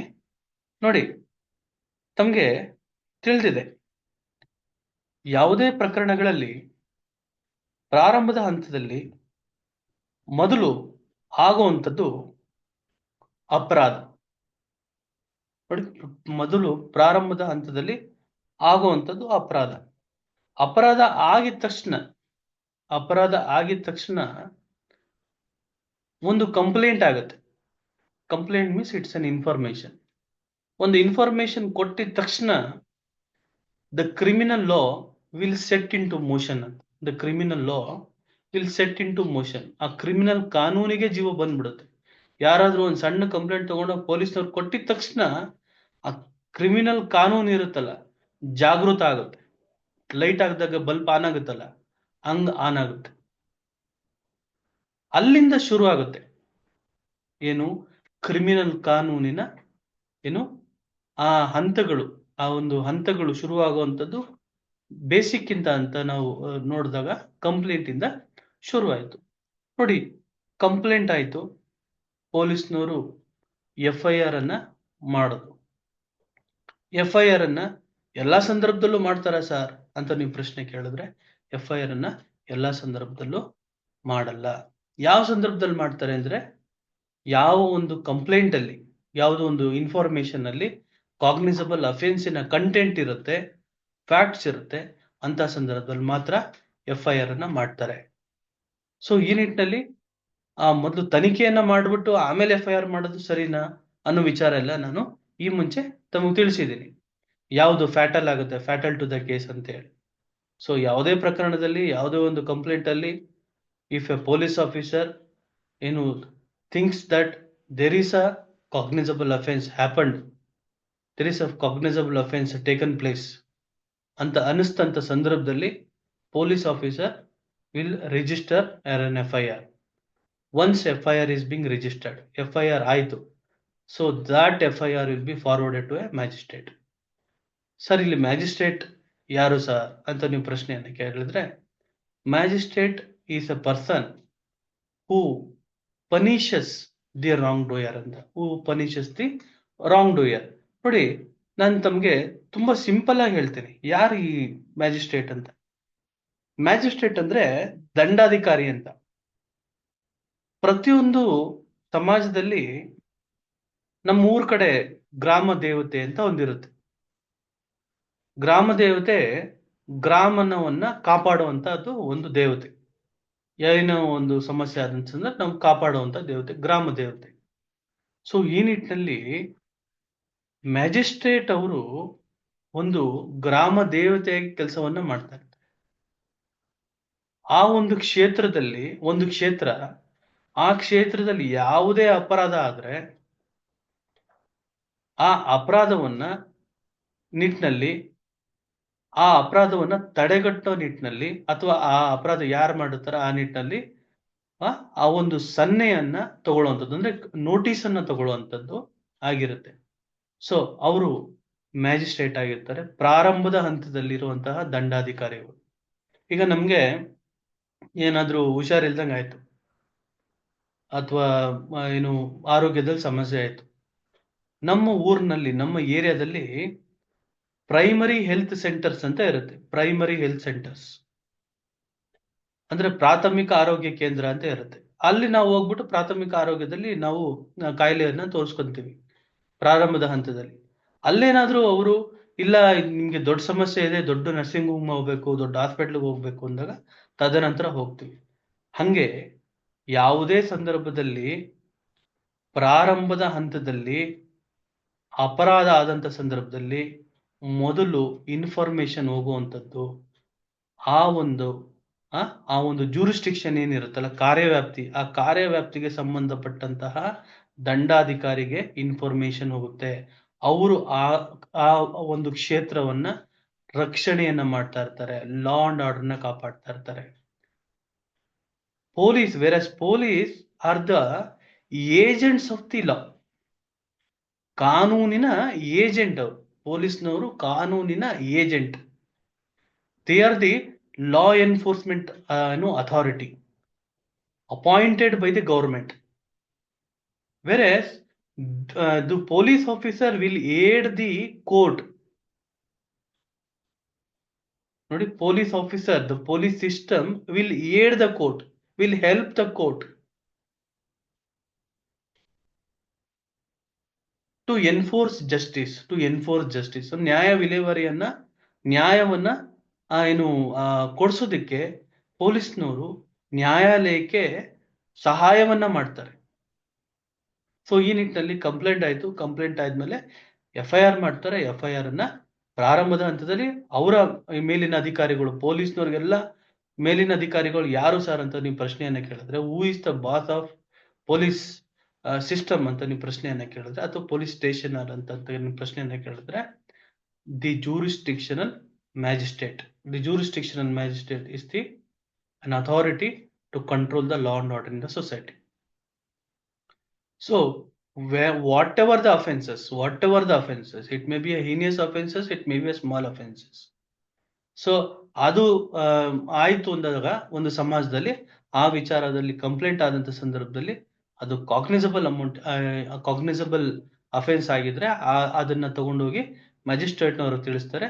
ಮ್ಯಾಜಿಸ್ಟ್ರೇಟ್ನವರು ನೋಡಿ, ಈ ತರ ಸ್ವಾಮಿ ಈ ತರ ಆಗಿದೆ, ಈ ನಿಟ್ಟಿನಲ್ಲಿ ತಾವು ಕ್ರಮವನ್ನ ತಗೊಳ್ಳಿ ಅಂತ ನಮ್ಗೆ ಆದೇಶವನ್ನ ಮಾಡಿದ್ರೆ ನಾವು ಇದರಲ್ಲಿ ಇನ್ವೆಸ್ಟಿಗೇಷನ್ ಮಾಡ್ತೀವಿ ಅಂತ ಹೇಳ್ತಾರೆ. ಸೊ ಅದಕ್ಕೆ ಒಂದು ಪರ್ಮಿಷನ್ ಅನ್ನ ತಗೋತಾರೆ, ಪೊಲೀಸ್ನವ್ರು ತಗೊಂತಾರೆ. ಪರ್ಮಿಷನ್ ಅನ್ನ ತಗೊಂಡು ಆ ಕೇಸ್ನಲ್ಲಿ ಇನ್ವೆಸ್ಟಿಗೇಷನ್ ಮಾಡಕ್ ಶುರು ಮಾಡ್ತಾರೆ. ಮ್ಯಾಜಿಸ್ಟ್ರೇಟ್ನವ್ರಿಗೆ ತಿಳಿಸ್ತಾರೆ, ಇನ್ವೆಸ್ಟಿಗೇಷನ್ ಮಾಡಕ್ ಶುರು ಮಾಡ್ತಾರೆ. ಸೊ ಈ ನಿಟ್ಟಿನಲ್ಲಿ ಆ ಒಂದು ಅಪರಾಧವನ್ನ ಯಾರು ಮಾಡಿದ್ದಾರೆ ಅನ್ನೋ ನಿಟ್ಟಿನಲ್ಲಿ ಪೊಲೀಸ್ನವರು ತನಿಖೆ ಮಾಡುವಂತ ಸಂದರ್ಭದಲ್ಲಿ ಯಾರೋ ಒಬ್ರು ಈ ತರ ಅಪರಾಧವನ್ನ ಮಾಡಿದ್ದಾರೆ ಅನ್ನೋದು ಗೊತ್ತಾಗುತ್ತೆ. ಅವ್ರನ್ನ ಅಕ್ಯೂಸ್ಡ್ ಅಂತ ಏನ್ ಮಾಡ್ತಾರೆ, FIR ನಲ್ಲಿ ಇನ್ಕ್ಲೂಡ್ ಮಾಡ್ತಾರೆ. ಅಥವಾ ಪ್ರಾರಂಭದ ಹಂತದಲ್ಲೇ ಗೊತ್ತಾಗಿದ್ರೆ ಪ್ರಾರಂಭದಲ್ಲೇ FIR ನಲ್ಲಿ ಹಾಕಿರ್ತಾರೆ. ಇಲ್ಲ ಅಂತಂದ್ರೆ ಆ ವ್ಯಕ್ತಿಯನ್ನ ಅರೆಸ್ಟ್ ಅನ್ನ ಬಂಧಿಸಲಾಗುತ್ತೆ. ಬಂಧಿಸ್ತಾದಂತ ಸಂದರ್ಭದಲ್ಲಿ ಆ ವ್ಯಕ್ತಿಯನ್ನ ಮ್ಯಾಜಿಸ್ಟ್ರೇಟ್ ಅವ್ರ ಮುಂದೆ ಕರ್ಕೊಂಡ್ ಬರ್ತಾರೆ. ನೋಡಿ, ಇದೆಲ್ಲ ಸ್ಟೇಜಸ್. ನೋಡಿ, ಯಾವ್ದೋ ಒಂದು ಬಿರಿಯಾನಿ ಮಾಡ್ಬೇಕು ಅಂತ ಆ ಸಂದರ್ಭದಲ್ಲಿ ನಾವು ಹಂತ ಹಂತವಾಗಿ ನಾವು ಅದನ್ನ ಮಾಡ್ತಾ ಹೋಗ್ತೀವಿ. ಅಂತಂದ್ರೆ ಪ್ರಾರಂಭದ ಹಂತದಲ್ಲಿ ಏನು ಚಿಕನ್ನ ತಗೊಂಡ್ಬರುವಂಥದ್ದು, ತದನಂತರ ಆ ಚಿಕನ್ನ ತೊಳೆಯುವಂಥದ್ದು, ತದನಂತರ ಅದನ್ನ ಕಟ್ ಮಾಡುವಂಥದ್ದು, ತದನಂತರ ಏನು ಒಂದು ಏನು ಕುಕ್ಕರ್ನಲ್ಲಿ ಒಂದು ಒಗ್ಗರಣೆ ಹಾಕಿ ತದನಂತರ ಏನು ಆ ಚಿಕನ್ ಪೀಸನ್ನ ಹಾಕುವಂಥದ್ದು, ತದನಂತರ ಅಕ್ಕಿಯನ್ನ ಹಾಕುವಂಥದ್ದು, ತದನಂತರ ನೀರನ್ನ ಹಾಕುವಂಥದ್ದು, ತದನಂತರ ಬೇಯಕ್ಕೆ ಇಡುವಂಥದ್ದು, ದಮ್ ಕೊಟ್ಟುವಂಥದ್ದು. ನೋಡಿ, ಒಂದಾದ್ಮೇಲೆ ಒಂದು ಪ್ರೋಸೆಸ್ ಇರುತ್ತಲ್ಲ, ಹಂಗೇನೆ ನ್ಯಾಯಾಂಗ ವ್ಯವಸ್ಥೆಯಲ್ಲೂ ಸಹ ಏನು ಒಂದು ಹಂತವಾಗಿ ಒಂದು ಏನು ವಿಚಾರಣೆ ನಡೆಯುವಂಥದ್ದು. ವಿಚಾರಣೆಯಲ್ಲಿ ಯಾರು ವ್ಯಕ್ತಿಗಳು ಇರ್ತಾರೋ ಅವ್ರನ್ನ ಅರೆಸ್ಟ್ ಮಾಡುವಂಥದ್ದು, ಅವ್ರ ಬೇಲ್ ತಗೊಳ್ಳುವಂಥದ್ದು, ಆಮೇಲೆ ವಿಚಾರಣೆ ನಡೆಯುವಂಥದ್ದು, ಹೀಗೆ ಹಂತವಾಗಿ ಹೋಗ್ತಾ ಇರುತ್ತೆ. ಸೊ ಈಗ ನಾನು ಹೇಳ್ತಾ ಇದ್ದೆ ತಮ್ಗೆ, ಏನಂತ ಹೇಳ್ತಾ ಇದೆ ಅಂದ್ರೆ, ಪೊಲೀಸ್ನವರು ಇನ್ವೆಸ್ಟಿಗೇಷನ್ ಮಾಡಕ್ ಶುರು ಮಾಡ್ತಾರೆ. ಆ ನಿಟ್ಟಿನಲ್ಲಿ ಆರೋಪಿತ ಯಾರು ಅಂತ ಗೊತ್ತಾಗ್ತದೆ. ಆರೋಪಿತನ ಅರೆಸ್ಟ್ ಮಾಡುವಂತ ಸಂದರ್ಭ, ಅರೆಸ್ಟ್ ಮಾಡಿ ಅವ್ರನ್ನ 24 ಗಂಟೆ ಒಳಗೆ ಅವ್ರನ್ನ ಪ್ರೊಡ್ಯೂಸ್ ಮಾಡುವಂತ ಒಂದು ಸಂದರ್ಭ ಇರ್ತದೆ. ಸೊ ಅವ್ರನ್ನ ಪ್ರೊಡ್ಯೂಸ್ ಮಾಡುವಂತ ಸಂದರ್ಭದಲ್ಲಿ ಅವ್ರಿಗೆ ಬೇಲ್ ತಗೊಳ್ಳುವಂತ ಆಪ್ಷನ್ ಅನ್ನ ಕೊಡ್ತಾರೆ. ಸೊ ಈ ನಿಟ್ಟಿನಲ್ಲಿ ಏನು ಆ ಒಂದು ಅಪರಾಧ ಬೇಲಬಲ್ ಅಫೆನ್ಸ್ ಆಗಿದ್ರೆ ಅವ್ರಿಗೆ ಬೇಲನ್ನ ಕೊಡ್ಲಾಗುತ್ತೆ as a matter of right. So ಅದು ನಾನ್ ಬೇಲಬಲ್ ಅಫೆನ್ಸ್ ಆಗಿದ್ರೆ ಸೊ ಅದು it depends upon the discretion on the basis of an application. ನೋಡಿ, ಈಗ ನಾನು ನಿಮ್ ಜೊತೆಗೆ ಮಾತಾಡ್ತಾ ಇದ್ದೀನಿ ಅಲ್ವಾ? ಸೊ ನಿಮ್ ಜೊತೆಗೆ ನಾನು ಮಾತಾಡ್ತಾ ಇರ್ಬೇಕಾದ್ರೆ ನಾನು ಈ ಝೂಮ್ ಅಪ್ಲಿಕೇಶನ್ ಅನ್ನ ಯೂಸ್ ಮಾಡ್ಕೊತಾ ಇದ್ದೀನಿ. ನಿಮ್ ಜೊತೆಗೆ ನಾನು ಮಾತಾಡ್ಬೇಕು ಅಂತಂದ್ರೆ ಪ್ರತಿದಿನ ಈ ಝೂಮ್ ಆಪ್ ನಲ್ಲಿ ನಾನು ಅದನ್ನ ಇನ್ಸ್ಟಾಲೇಷನ್ ಮಾಡಿಕೊಂಡು ಅದರಲ್ಲಿ ನಿಮ್ಮನ್ನ ಜೊತೆ ನಾನು ಮಾತಾಡಿಸ್ತಾ ಇದ್ದೀನಿ. So here Zoom application acts as an interface between you and me. ನಿಮ್ ಜೊತೆಗೆ ಮತ್ತು ನನ್ನ ಜೊತೆಗೆ ನಡುವೆ ಈ ಝೂಮ್ ಅಪ್ಲಿಕೇಶನ್ ಇದೆ. ಸೊ ಇಲ್ಲಿ ನಾನು ಏನ್ ಹೇಳಕ್ ಇಷ್ಟಪಡ್ತಾ ಇದ್ದೀನಿ ಅಂತಂದ್ರೆ, ನ್ಯಾಯಾಲಯವನ್ನ ಆರೋಪಿಗಳಾಗಿರ್ಬೋದು ಅಥವಾ ವಿಕ್ಟಿಮ್ ಆಗಿರ್ಬೋದು, ನ್ಯಾಯಾಲಯ ಜೊತೆ ಸಂವಾದವನ್ನ ಮಾಡ್ಬೇಕು ಅಂತಂದ್ರೆ, ಅದ್ರ ಜೊತೆ ಇಂಟ್ರಾಕ್ಷನ್ ಅನ್ನ ಮಾಡ್ಬೇಕಂತಂದ್ರೆ, is there is any method to interact with a court ಅಂತಂದ್ರೆ ಬೈ ಫೈಲಿಂಗ್ ಅನ್ ಅಪ್ಲಿಕೇಶನ್ ಅಂತ. ನೀವು ನ್ಯಾಯಾಲಯ ಜೊತೆಗೆ ಮಾತಾಡ್ಬೇಕು ಅಂದ್ರೆ ಸ್ವಾಮಿ ಅಂತ ಹೋಗ್ಬಿಟ್ಟು ಮಾತಾಡ್ತಾ ಇದ್ರೆ ಅವ್ರು ಕೇಳಲ್ಲ. ಏನ್ ಮಾಡ್ಬೇಕು ಅಂತಂದ್ರೆ ಒಂದು ಗ್ರೀನ್ ಶೀಟ್ ನಲ್ಲಿ ತಗೊಂಡು ಒಂದು ಮೆಮೊ ಹಾಕೋ ಮುಖೇನ ನ್ಯಾಯಾಲಯ ಜೊತೆಗೆ ಮಾತಾಡುವಂಥದ್ದು ಅದು ಒಂದು ವ್ಯವಸ್ಥೆ. That is the adequate. ಆಯ್ತಾ? ಸೊ ನ್ಯಾಯಾಲಯ ಜೊತೆಗೆ ನಾನು ಮಾತಾಡ್ಬೇಕು ಅಂತಂದ್ರೆ ಹೆಂಗ್ ಮಾತಾಡಕ್ ಸಾಧ್ಯ ಅಂತಂದ್ರೆ only through an application, only through the provisions of ಲಾ. ಕಾನೂನಿನ ಮುಖೇನನೇ ನಾನು ಕೋರ್ಟ್ ಜೊತೆ ವ್ಯವಹರಿಸ್ಬೇಕಾಗತ್ತೆ. ಕಾನೂನಿನ ಬಿಟ್ಬಿಟ್ಟು ನಾನು ಏಕಾಏಕಿ ನಿಂತ್ಕೊಂಡು ಸ್ವಾಮಿ ನನ್ಗೆ ಅನ್ಯಾಯ ಆಗೋಯ್ತು, ಸ್ವಾಮಿ ನಂಗೆ ಹಿಂಗಾಗೋಯ್ತು, ಸ್ವಾಮಿ ನಂಗೆ ಹಂಗಾಗೋಯ್ತು ಅಂತ ನಾನು ಅಲ್ಲಿ ಹೋಗಿ ಗೋಗರ್ದು ಹತ್ಬಿಟ್ರೆ ಅವಾಗ ಸಾಹೇಬ್ರು ಹೇಳ್ತಾರೆ, ನೋಡಿ ನೀವು ವಕೀಲರನ್ನ ನೇಮಕ ಮಾಡ್ಕೊಳ್ಳಿ. ನಿಮ್ಗೆ ಯಾರೋ ವಕೀಲರಿಲ್ವಾ? ನೀವು ಬಡವರಿದ್ದೀರಾ, ಆಯ್ತು, ಬಡವರಿದ್ರೆ ನೀವು ಸರ್ಕಾರಿ ವಕೀಲರು ನಾನು ಅರ್ಜಿ ಬರಿತೀನಿ, ಆದೇಶವನ್ನ ಮಾಡ್ತೀನಿ, ನೀವು ಇಂಥ ಕಡೆ ಹೋಗಿ ಅಲ್ಲಿ ನೀವು ಸಹಾಯವನ್ನ ತಗೊಳ್ಳಿ, ಆಯ್ತಾ, ವಕೀಲರು ಬಂದು ನಮ್ ಜೊತೆ ಮಾತಾಡ್ತಾರೆ ಅಂತ. ಕಾನೂನಿನ ನಿಟ್ಟಿನಲ್ಲಿ ಕೋರ್ಟು ವ್ಯವಹರಿಸುತ್ತೆ ಹೊರತು ಸಾಮಾನ್ಯ ಒಂದು ಭಾಷೆಯಲ್ಲಿ ವ್ಯವಹರಿಸೋದಿಲ್ಲ. ಲೀಗಲ್ ಲ್ಯಾಂಗ್ವೇಜ್ ಅಂತ ನಾವು ಕರಿತೀವಿ. Only through legal language the court will respond, the court will respond to the case. Only through application, only through the provisions of law. Bald memo ಕೊಡಬಾರ್ದು, with the provisions of law. ನೋಡಿ, ಈ ಒಂದು section ಇದೇ ಹೇಳುತ್ತೆ. Section 439 of CRPC speaks about a regular bail. 438 speaks about anticipatory bail. ಆಯ್ತಾ? Section 436 application for bail in a bailable offences. 437 regular bail before the session court whenever a person is in JC, judicial ಕಸ್ಟಡಿಯಲ್ಲಿ ಇರ್ತಾನೆ. ಪ್ರತಿಯೊಂದು ನಾನು ಕೋರ್ಟಿನ ಜೊತೆ ವ್ಯವಹಾರ ಮಾಡ್ಬೇಕು. ನಾನು ಒಬ್ಬ ಆರೋಪಿ ಆಗಿರ್ತೀನಿ. ಸೊ ನನಗೆ ಪೊಲೀಸ್ನವರು ಅರೆಸ್ಟ್ ಮಾಡಿರ್ತಾರೆ, ನಾನು ಬೇಲ್ ತಗೋಬೇಕು. ಸಮಯ ಬೇಲ್ ಕೊಡಿ ಅಂತಂದ್ರೆ ನ್ಯಾಯಾಲಯ ವ್ಯವಹರಿಸಲ್ಲ. ನೀನು ಅರ್ಜಿಯನ್ನ ಬರೀತೀಯ. ನೋಡಿ, ಈ ಸೆಕ್ಷನ್ ಅಲ್ಲಿ ನನಗೆ ಹಕ್ಕಿದೆ. The Constitution had guaranteed a right to me. The CRPC had guaranteed a right to me to obtain a bail in this section. So I am making an application under this section. Please consider ಅಂತಂದ್ರೆ the court will consider. ಸುಮ್ಮನೆ ಹೋಗ್ಬಿಟ್ಟು ನಾನು ಬಿಟ್ಬಿಡಿ ಸ್ವಾಮಿ ಅಂತಂದ್ರೆ court ಬಿಡಲ್ಲ. Court ಜೊತೆ ವ್ಯವಹಾರ ಮಾಡಬೇಕು ಅಂತಂದ್ರೆ ಕಾನೂನಿನ ಮುಖೇನ ಅರ್ಜಿ ಹಾಕೋ ಮುಖೇನನೇ ವ್ಯವಹಾರ ಮಾಡಬೇಕು. ನೋಡಿ, ಈಗ ನಾವು ಹೋಗಿ ದೇವರಲ್ಲಿ ಕೇಳ್ಕೊಳ್ಳುವಂತ ಸಂದರ್ಭದಲ್ಲಿ ಒಂದು ಪೂಜೆಯನ್ನ ಮಾಡೋವಂಥದ್ದು ಮಾಡ್ತೀವಿ ಅಲ್ವಾ? ಸೊ ನಮ್ಗೆ ವರ ಬೇಕು ಅಂತಂದ್ರೆ ಒಂದು ಪೂಜೆ ಮಾಡುವಂಥದ್ದು, ಅದಕ್ಕೊಂದು ವಿಧಾನ ಇರುತ್ತೆ. ಸೊ ಹಂಗೇನೆ ನ್ಯಾಯಾಲಯ ನೋಡಿ, ಅದು ಒಂದು ಆಲಯ, ಅದು ಒಂದು ದೇವಸ್ಥಾನ. ಅದರಲ್ಲಿ ಒಂದು ಅದರಲ್ಲಿ ಒಂದು ಇದಿರುತ್ತೆ, ಶಿಷ್ಟಾಚಾರ ಇರುತ್ತೆ. ಆ ಶಿಷ್ಟಾಚಾರವನ್ನ ಫಾಲೋ ಮಾಡುವಂಥದ್ದು. ಈ ಶಿಷ್ಟಾಚಾರ ಹೆಂಗ್ ಬಂತು ಅಂತಂದ್ರೆ ಕಾನೂನಿನ ಒಂದು ಶಾಸಕಾಂಗ ಅದನ್ನ ಮಾಡಿದೆ, ಒಂದು ವ್ಯವಸ್ಥೆ ತರ ಸುಮಾರು ವರ್ಷಗಳಿಂದನೂ ಸಹ ಒಂದು ವ್ಯವಸ್ಥೆ ಬಂದಿದೆ ಅದು. ಆ ವ್ಯವಸ್ಥೆಯನ್ನ ಫಾಲೋ ಮಾಡ್ಕೊಂಡ್ ಬಂದಿದ್ದೀವಿ. ಸೊ ಆ ವ್ಯವಸ್ಥೆ ಅಡಿಯಲ್ಲಿ ನಮ್ಗೆ ಸಿಗುತ್ತೆ. ನೋಡಿ, ನಾನ್ ತಮ್ಗೆ ಹೇಳ್ತಾ ಇದ್ದೆ. ಸೊ ಬೇಲ್‌ನ ತಗೊಳ್ಳುವಂತ ವ್ಯವಸ್ಥೆ. ಅಂತ ಸಂದರ್ಭದಲ್ಲಿ ಆ ವ್ಯಕ್ತಿಗೆ ಅರ್ಹನಾಗಿದ್ರೆ, ಯಾವುದೇ ಇದೇನು ಮೆರಿಟ್ಸ್ ಇದ್ರೆ, ಆ ಕೇಸ್‌ನಲ್ಲಿ ಮೆರಿಟ್ಸ್ ಇದ್ರೆ, ಅವನು ಆ ನ್ಯಾಯಾಲಯದಿಂದ ತಪ್ಪಿಸ್ಕೊಂಡು ಹೋಗಲ್ಲ ಅನ್ನೋದು ಖಾತ್ರಿ ಆದಂತ ಸಂದರ್ಭದಲ್ಲಿ ಆ ವ್ಯಕ್ತಿಗೆ ಬೇಲನ್ನ ಮಂಜೂರು ಮಾಡಲಾಗುತ್ತೆ.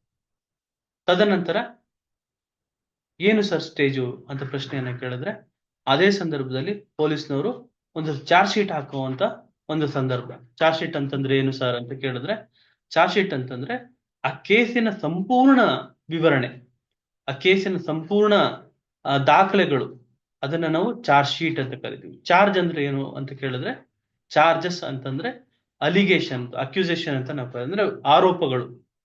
ಆ ಆರೋಪಗಳನ್ನ ಒಂದು ಪಟ್ಟಿ ಮಾಡಿರ್ತಾರೆ. ಆ ಆರೋಪ ಪಟ್ಟಿ ಅಂತ ನಾವು ಕರಿತೀವಿ. ಆ ಆರೋಪ ಪಟ್ಟಿಯಲ್ಲಿ ಎಫ್ಐಆರ್ ಇರುತ್ತೆ. ಆರೋಪ ಪಟ್ಟಿಯಲ್ಲಿ ಕಂಪ್ಲೇಂಟ್ ಇರುತ್ತೆ.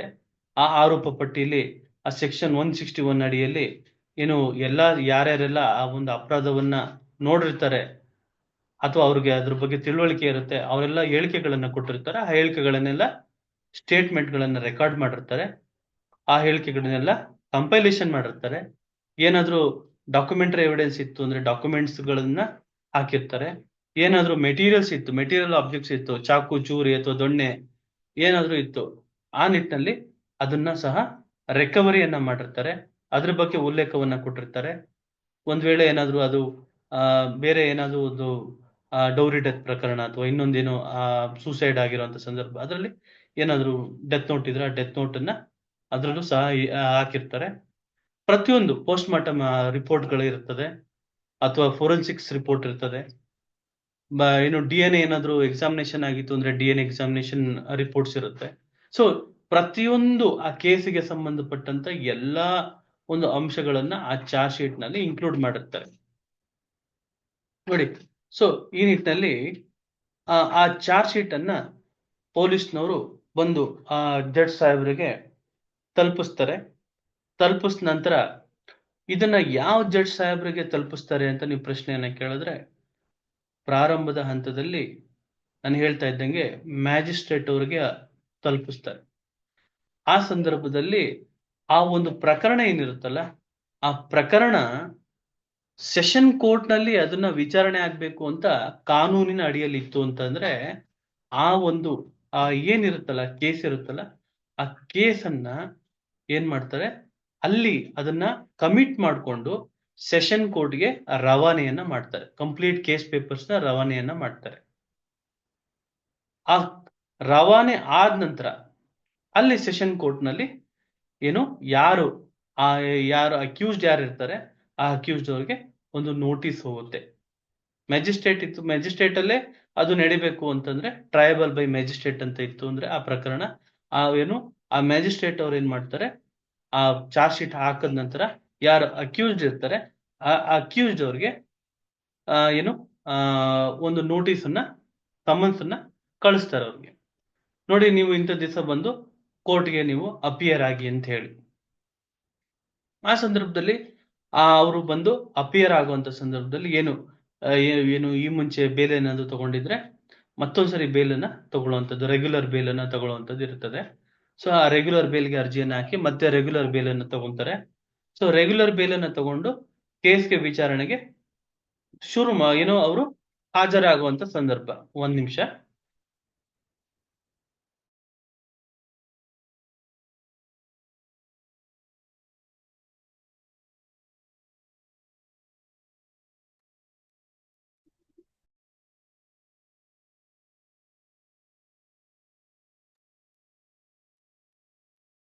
ನೋಡಿ, ಹಾಜರಾಗುವಂತ ಸಂದರ್ಭ ಆ ನಿಟ್ಟಿನಲ್ಲಿ ಅವರು ಹಾಜರಾಗುವಂತ ಸಂದರ್ಭದಲ್ಲಿ ಪ್ರಾರಂಭದ ಹಂತದಲ್ಲಿ ಆ ಕೇಸ್‌ನ ಓಪನ್ ಅಪ್ ಮಾಡ್ಬೇಕು.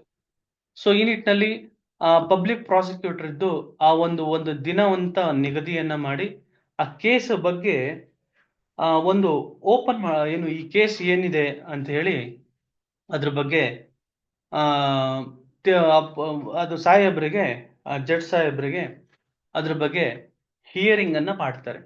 ಹಿಯರಿಂಗ್ ಅನ್ನ ಮಾಡುವಂತ ಸಂದರ್ಭದಲ್ಲಿ ಜಡ್ಜ್ ಸಾಹೇಬರು ಕೇಳೋ ಒಂದು ಸಂದರ್ಭದಲ್ಲಿ ಸ್ಟಾರ್ಟಿಂಗ್ ಕೇಸು ಶುರುವಾದ ಒಂದು ವರ್ಷದಲ್ಲಿ ಅವ್ರಿಗೆ ಒಂದು ಅವಕಾಶವನ್ನ ಕೊಡ್ತದೆ ಜಡ್ಜ್, ನ್ಯಾಯಾಲಯ, ಯಾರಿಗೆ? ಆರೋಪಿಗಳಿಗೆ. ಹಿಯರ್ ಬಿಫೋರ್ ಚಾರ್ಜ್ ಅಂತ ನಾವು ಕರಿತೀವಿ, HBC ಅಂತ ಹೇಳಿ ಒಂದು ಸ್ಟೇಜ್ ಅದು. ಆ HBC ಚಾರ್ಜ್ ಮಾಡೋಕ್ಕಿಂತ ಮುಂಚೆ ನ್ಯಾಯಾಲಯ ತನ್ನ ಅನುಕೂಲಕ್ಕೆ, ಈ ವ್ಯಕ್ತಿ ನೋಡಿ ಸಾಕಷ್ಟು ಕೇಸ್ಗಳಿರ್ತವೆ, ನೂರಾರು ಜನಸಂಖ್ಯೆ. ಸೊ ಈ ನಿಟ್ಟಿನಲ್ಲಿ ಯಾರು ವ್ಯಕ್ತಿ ಈ ಏನು ಅಪರಾಧ ಮಾಡಿದ್ದಾನೆ ಅನ್ನೋದು ನಿಟ್ಟಿನಲ್ಲಿ ಸರಿಯಾದಂತ ಮಾಹಿತಿ ಇರಬೇಕು. ಈಗ ನಾವು ಹಾಸ್ಪಿಟಲ್ಗೆ ಹೋದಂತ ಸಂದರ್ಭದಲ್ಲಿ, ಅಡ್ಮಿಟ್ ಆದಂತ ಸಂದರ್ಭದಲ್ಲಿ ಒಬ್ಬೊಬ್ಬ ಪೇಷಂಟ್ಗೆ ಅವನಿಗೆ ಒಂದು ಬೆಡ್ ಅನ್ನ ಕೊಟ್ಟು ಅಲ್ಲಿ ಆ ಒಂದು ಕೇಸ್ ಹಿಸ್ಟ್ರಿ ಅಂತ ಮೇಂಟೈನ್ ಮಾಡ್ತಾ ಇರ್ತಾರೆ. ಈ ವ್ಯಕ್ತಿಗೆ ಏನ್ ಕಾಯಿಲೆ ಇದೆ, ಈ ವ್ಯಕ್ತಿಗೆ ಏನೆಲ್ಲ ಮೆಡಿಸಿನ್ಸ್ ಗಳನ್ನ ಕೊಟ್ಟಿದ್ದಾರೆ ಅನ್ನೋದನ್ನೆಲ್ಲವೂ ಲಿಸ್ಟ್ ಮಾಡಿ ಆ ಒಂದು ಬೆಡ್ಡಿನ ಮಂಚಕ್ಕೆ ಆ ಒಂದು ಬೋರ್ಡ್ ಅನ್ನ ಅಲ್ಲಿ ನೇತಾಕಿರ್ತಾರೆ. ಸೊ ಡಾಕ್ಟರ್ಸ್ ನೂರಾರು ಪೇಷಂಟ್ಗಳನ್ನು ನೋಡ್ತಾ ಇರ್ತಾರೆ. ನೂರಾರು ಪೇಷಂಟ್ಗಳನ್ನು ನೋಡ್ತಾ ಯಾವ ಪೇಷಂಟ್ಗೆ ಯಾವ್ದನ್ನ ಅವ್ರಿಗೆ ಏನು ಟ್ರೀಟ್ಮೆಂಟ್ ಅನ್ನ ಕೊಡ್ತಾ ಇದ್ದಾರೆ, ಏನು ಇವನಿಗೆ ಸಮಸ್ಯೆ ಇದೆ ಅನ್ನೋದು ತಿಳಿಯೋದಕ್ಕೋಸ್ಕರ ಆ ಒಂದು ವ್ಯವಸ್ಥೆ ಮಾಡಿರ್ತಾರೆ. ಹಾಗೇನೆ ನ್ಯಾಯಾಲಯದಲ್ಲಿ ಒಂದು ಪ್ರಕರಣ ಅಂತ ಬಂದಾಗ ಈ ಕೇಸನ್ನಲ್ಲಿ ಏನು ಅಫೆನ್ಸ್ ಆಗಿದೆ, ಸೊ ಈ ಅಫೆನ್ಸ್ ಒಂದು ಅಪರಾಧವನ್ನ ಮಾಡಿದ್ದಾರೆ, ಈ ಒಂದು ವ್ಯಕ್ತಿಯ ಮೇಲೆ ಯಾವ ಒಂದು ಆರೋಪ ಇದೆ ಅನ್ನೋ ನಿಟ್ಟಿನಲ್ಲಿ ಆರೋಪವನ್ನ ಆರೋಪದ ಒಂದು ಚಾರ್ಜಸ್, ಫ್ರೇಮಿಂಗ್ ಆಫ್ ಚಾರ್ಜಸ್ ಅಂತ ನಾವು ಕರಿತೀವಿ. ಸೊ ಅದು ನಿಟ್ಟಿನಲ್ಲಿ ಫ್ರೇಮಿಂಗ್ ಆಫ್ ಚಾರ್ಜಸ್ ಮಾಡಬೇಕು. ಅದಕ್ಕಿಂತ ಮುಂಚೆ ನೋಡಪ್ಪ, ನಿನ್ ಮೇಲೆ ನಾನು ಆರೋಪದ ಒಂದು ರಚಿಸ್ತಾ ಇದ್ದೀನಿ, ಈ ಆರೋಪಗಳ ಒಂದು ಡಾಕ್ಯುಮೆಂಟ್ ನ ರಚಿಸ್ತಾ ಇದ್ದೀನಿ, ಅದಕ್ಕಿಂತ ಮುಂಚೆ ನಿಂದೇನಾದ್ರೂ ಹೇಳೋದಿದ್ಯಾ ಅಂತ ಒಂದು ಕೇಳುವಂತ ಸಂದರ್ಭ. ಆ ಸಂದರ್ಭದಲ್ಲಿ ಆರೋಪಿ ಏನು ಇರ್ತಾನೆ ಅವನಿಗೊಂದು ಅವಕಾಶ ಕೊಡುವಂಥದ್ದು. ಏನು ಅವಕಾಶವನ್ನ ಕೊಡ್ತಾರೆ ಅಂತಂದ್ರೆ, ನೀನು ಈ ಒಂದು ಏನಾದ್ರು ನಿನ್ ಮೇಲೆ ಇದು ಫಾಲ್ಸ್ ಕೇಸ್ ಹಾಕಿದ್ದಂತ ಸಂದರ್ಭದಲ್ಲಿ ನೀನು ನಿಂದೇನಾದ್ರೂ ಹೇಳೋದಿದ್ರೆ ಅದನ್ನ ನೀನು ಹೇಳ್ಬೋದು. ಅದ್ರ ಮೇಲೆ ನಿನ್ಗೆ ಈಗ ಒಂದು ಕೇಸ್ ನಡಿಬೇಕು ಅಂದ್ರೆ ಈ ಒಂದು 27 ಸ್ಟೇಜಸ್, ಇಷ್ಟೆಲ್ಲ ಸ್ಟೇಜಸ್ ಇರ್ತದೆ. ಆ ಸ್ಟೇಜಸ್ ಎಲ್ಲ ಮುಗಿಯೋದಕ್ಕೆ ಸುಮಾರು ವರ್ಷಗಳು ಹಿಡಿಯುತ್ತೆ. ಸೊ ಈ ನಿಟ್ಟಿನಲ್ಲಿ ಅದನ್ನ ನೀನು ಈಗ್ಲೇನೆ ಈ ಕೇಸು ಸುಳ್ಳು ಕೇಸು ಅಂತ ನೀನು ಸಾಬೀತುಪಡಿಸಿದ್ರೆ ಅವಾಗ ನಾನು ಇಲ್ಲಿಂದನೇ ನಾನು ಡಿಸ್ಚಾರ್ಜ್ ಮಾಡ್ತೀನಿ, ಈ ಕೇಸಿಂದ ನಾನು ಡಿಸ್ಚಾರ್ಜ್ ಮಾಡ್ತೀನಿ, ಅಲ್ಲಿವರೆಗೂ ನಾನು ಹೋಗೋದೇ ಇಲ್ಲ, ಜಡ್ಜ್ಮೆಂಟ್ ವರ್ಗೂ ಹೋಗೋದೇ ಇಲ್ಲ. ಸೊ ಇಲ್ಲೇ ನಾವು ತೀರ್ಮಾನವನ್ನ ಮಾಡಿ ನಿನ್ನ ಈ ಕೇಸಿಂದ ಮುಕ್ತಗೊಳಿಸ್ತೀವಿ ಅಂತ ಹೇಳಿ ಅವನಿಗೊಂದು ಅವಕಾಶ ಕೊಡ್ತಾರೆ. ಆ ಸಂದರ್ಭದಲ್ಲಿ ಅವನು ಡಿಸ್ಚಾರ್ಜ್ ಅಪ್ಲಿಕೇಶನ್ ಅನ್ನ ಫೈಲ್ ಮಾಡ್ತಾನೆ. ಡಿಸ್ಚಾರ್ಜ್ ಅಪ್ಲಿಕೇಶನ್ ಅನ್ನ ಫೈಲ್ ಮಾಡಿದ ನಂತರ ಆ ಡಿಸ್ಚಾರ್ಜ್ ಮೇಲೆ ಒಂದು ಹಿಯರಿಂಗ್ ಗೆ ಅವಕಾಶವನ್ನ ಕೊಡ್ತಾರೆ. ಅದೇ ಸಂದರ್ಭದಲ್ಲಿ ಪಬ್ಲಿಕ್ ಪ್ರಾಸಿಕ್ಯೂಟರ್ ಇದ್ದು ಅವ್ರಿಗೂ ಒಂದು ಕಾಪಿಯನ್ನ ಕೊಡ್ತಾರೆ. ಅವರು ಅಬ್ಜೆಕ್ಷನ್ ಅನ್ನ ಸಲ್ಲಿಸ್ತಾರೆ. ಅವರು ಅರ್ಜಿಯನ್ನ ಸಲ್ಲಿಸಿದ್ರಿಂದ ಇವನು ಮೊದಲನೇ ಬಾರಿಗೆ ಅದ್ರ ಮೇಲೆ ಒಂದು ಆರ್ಗ್ಯುಮೆಂಟ್ ಅನ್ನ ಮಾಡಿಸ್ತಾರೆ. ಅವನು ಕಾನೂನಲ್ಲಿ ಅವನ ತಿಳುವಳಿಕೆ ಇದ್ದಂತ ಸಂದರ್ಭದಲ್ಲಿ ಅವನೇ ಆರ್ಗ್ಯುಮೆಂಟ್ ಮಾಡ್ತಾನೆ, ಇಲ್ಲ ಅಂತಂದ್ರೆ ವಕೀಲರು ಅವನ ಪರವಾಗಿ ಆರ್ಗ್ಯುಮೆಂಟ್ ಅನ್ನ ಮಾಡ್ತಾರೆ. ಅಲ್ಲಿ ಮೆರಿಟ್ಸ್ ಅನ್ನ ತೋರಿಸುವಂತದ್ದು ಮತ್ತು ಆ ಒಂದು ಪ್ರಾಸಿಕ್ಯೂಷನ್ ಅವ್ರು ಒಂದು ಚಾರ್ಜ್ ಶೀಟ್ ಅನ್ನ ಸಲ್ಲಿಕೆ ಮಾಡಿರ್ತಾರೆ, FIR ಅನ್ನ ಸಲ್ಲಿಕೆ ಮಾಡಿರ್ತಾರೆ. ಅಲ್ಲಿ ಏನಾದ್ರೂ ದೋಷ ಇತ್ತು ಅಂತ ಸಂದರ್ಭದಲ್ಲಿ ಆ ದೋಷವನ್ನ ತೋರಿಸಿ ಎಲ್ಲೂ ಸಹ ನನ್ನ ಒಂದು ಆರೋಪ ಅಥವಾ ಒಂದು ಅಫೆನ್ಸಿನ ಬಗ್ಗೆ ಯಾವುದೇ ತರ ಒಂದು ಓವರ್ ಟ್ಯಾಕ್ಸ್ ಇಲ್ಲ, ನನ್ನ ಬಗ್ಗೆ ಅದ್ರ ಉಲ್ಲೇಖ ಇಲ್ಲ, ನನಗೂ ಇದಕ್ಕೂ ಸಂಬಂಧನೇ ಇಲ್ಲ, ಸುಮ್ಮನೆ ನನ್ನ ಮೇಲೆ ಕೇಸನ್ನ ಹಾಕಿದ್ದಾರೆ ಹರಾಸ್ಮೆಂಟ್ ಮಾಡೋದಕ್ಕೋಸ್ಕರ ಅವನ ನಿಟ್ಟಿನಲ್ಲಿ ಅದನ್ನ ಸಾಬೀತುಪಡಿಸಿದ ಸಂದರ್ಭದಲ್ಲಿ ಡಿಸ್ಚಾರ್ಜ್ ಅನ್ನ ಮಾಡ್ತಾರೆ.